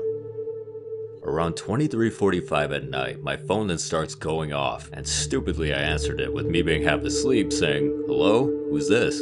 The reply was a very angry drunk man saying, "Listen mate, you have got to stop texting my girlfriend on Tinder." My initial thoughts were I would have a match, and I didn't. And I then proceeded to wind him up saying, "Why the hell is your girlfriend on Tinder? Clearly you're not giving her what she wants." He then replied saying that he's going to kill me. Then I put the phone down and laughed it off, as I'm used to this, as I'm an attractive bloke. However, I did find it strange that I never put my number out, or my details for that matter, but it was so late that I didn't give it much thought. The next day, I was working a late shift at my old health club. As I finished my shift, I went to my car. Then I get a text saying, "Behind you." I just ignored the text. But then the next photo made me jump. It was a photo of me outside the building I worked. Now I was scared, my heart dropped, and I could feel my legs sweating. I looked around, but nothing, so I kept walking to my car. Then I heard footsteps like someone was running, so I turned around. There I saw a guy with what I can only describe as a metal pole. Now I'm around 6'2" and he's proper 5'10". He then hit me with the metal pole and dropped it. He tackled me to the ground, then he proceeded to punch, grab, and strangle me. But when I found an opening as I was trying to get this guy off, I wrapped my legs around him and took his body weight right off me. Then I punched him so hard that I knocked him out, cold. I called the police and they came and arrested me. Who knows what could have happened if I didn't answer that text? My real question is, how did he get my number? And how did he know where I worked? I still use Tinder today, but I'm so careful when I pick up the phone now.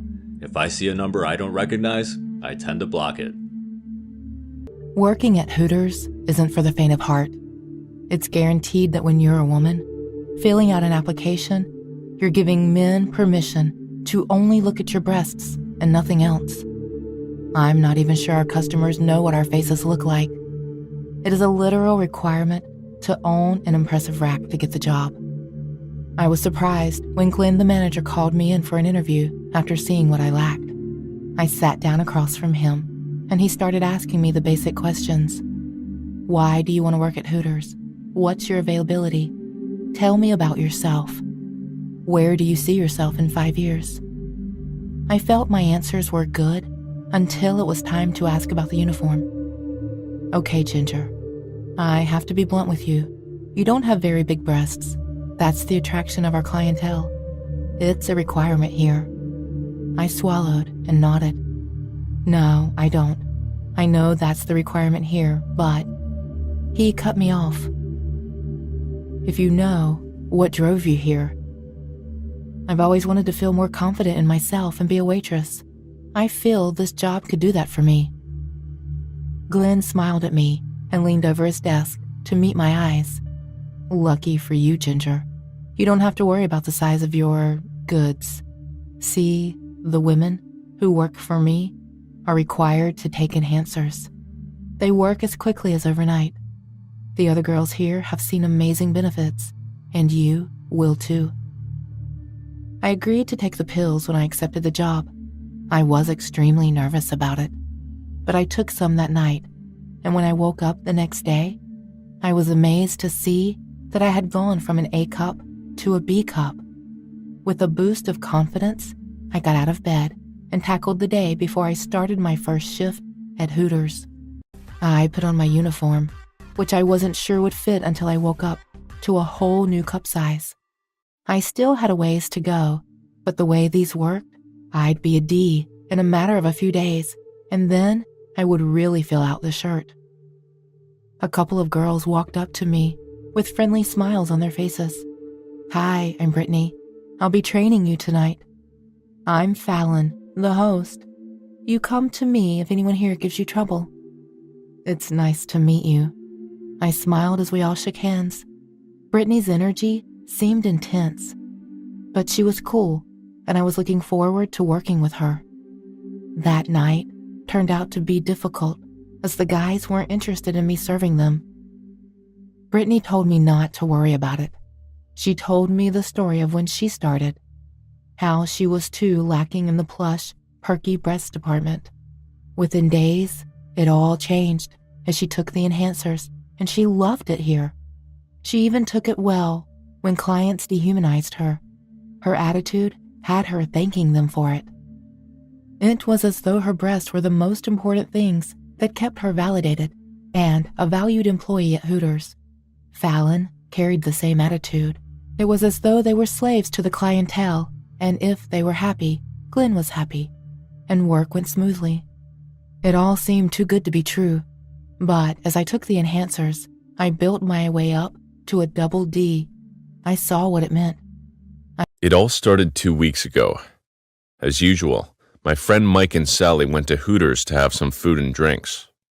That day was different than others, because instead of going there to have fun, we went there to make Mike feel better about the recent divorce process he was going through. None of us would know this innocent night would turn into a nightmare that I still have to deal with daily. When we first sat there, Mike would cheerily talk with us. If we were not his close friends, we would not understand the sadness in his voice, though. At some moment, while we were having a nice conversation and laughing, Mike's eyes catching a glimpse of one of the girls that worked there. I looked at the woman and was shocked to see the resemblance. She looked exactly like Mike's ex-wife, Beth. From that moment on, Mike would not say a single word. He was just sitting with a mesmerized look on his face, eyes locked on the Hooters girl. Sally, being the most extroverted one of our little group, noticed the situation, and to cheer Mike up, asked the girl to come to our table. She came near us and asked if we had any other orders. Sally said that we wanted nothing but her time. Even though she hesitated at first, Sally convinced her to take a seat with us.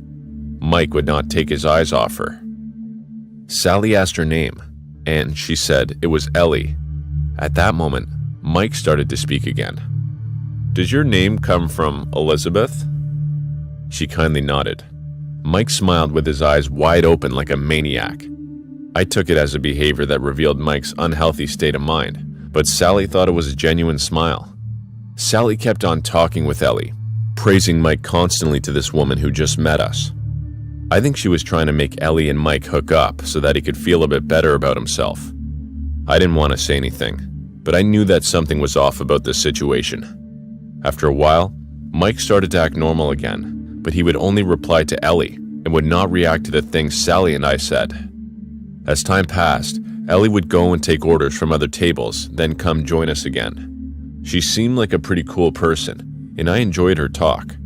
I was surprised to find out that we actually had a lot of things in common. She was a cat person, like I was. She loved watching soccer, and loved watching romantic comedies. We began to talk about the movies we saw, and I realized that she watched and loved most of the movies I loved. We talked with Ellie for hours, and while I was enjoying her company, I was not aware of the time. It was late, and the restaurant was closing. Ellie said that she would help the others to close the restaurant, and Sally went with her to help as well. When my focus shifted on Mike, I noticed him staring at me with frustration and envy. I asked if everything was all right, but he didn't say anything. I guess that the reason for his anger was because our conversation with Ellie, but I didn't want to believe that. He was expecting me to say something, anything, but I didn't say any words in hopes that he realized how insane his reaction was. I wish I had said something, but I didn't. Mike left the restaurant. He was so angry that he left his coat inside. I went up and helped Ellie. We finished the work in 15 minutes, and Ellie and I continued our conversation. I don't know how the situation led up to that, but we ended up kissing. And Ellie and I continued our conversation. I don't know how the situation led up to that, but we ended up kissing. We're both young, attractive people. I don't blame us for doing it. We stopped kissing out of embarrassment when we heard Sally say, "Aw, look at the two lovebirds. Aren't they cute, Mike?" With these words, I looked at Mike's face. He was looking at us with red eyes. His eyes didn't reveal any anger. It was something else. He had the eyes of a person who had completely lost his sanity. He went to our table, took his coat, came near us. With a fake smile on his face, he said, "Are you ready to go home?" At that moment, I hoped that his smile was genuine, but I knew it wasn't. We went outside. Mike asked Ellie to drive her home, but she said that her place was near mine, so she decided to come with me. Mike took Sally to his car, and then went away in a hurry. I remember finding it strange that Sally would go with him, as her place was near to where I lived as well, but I figured that she might have been accompanying him to cheer him up a little bit more. When we got close to my house, Ellie asked to come inside, and I said, okay. Ellie spent the night with me. Around 4 a.m. when we were sleeping, I woke up from my sleep upon hearing a loud knocking at the door. As I went up to open the door, I heard the screeching sound of car tires. Who is this? It's 4 a.m. I inquired. No reply. I slowly opened the door. I found a box at my doorstep with crimson liquid leaking out of it. I could feel my heart pounding because of the uncanny sensation I was feeling. I opened the box and I saw the severed head of Sally, eyes gouged from its sockets, teeth replaced with needles. I immediately woke Ellie and told her what happened. She suggested we should call the police right away, and we did. They arrived rather quickly and searched the house for the surroundings. They could not find anything. They questioned us for a couple hours and left. I suggested Ellie stay with me for her safety, but she insisted on going back to work. She had to earn money and couldn't allow herself to focus on this horrifying incident. I was convinced and let her go. That was the other mistake I made. After a week, I heard on the news that the restaurant was burned down and several people were tied inside of the building. A message was left on the wall of the restaurant that said, "Sinners." Ellie was one of the people that was killed and burned to death. Yesterday, I heard the sound of glass breaking. I went downstairs to see a message written on my living room wall. "You are next." I took a knife from the kitchen and went outside. I saw that my car's windows were broken, and another message was written on the doors that said, "You filthy cheater." Police cannot seem to find the person who did this, even though I know it was Mike. Once a dear friend of mine, was now my nightmare. Every night, I can hear the sound of heavy breathing coming from the closet that keeps me from sleeping. I don't know how long I can continue living like this, but I'm willing to end it once and for all.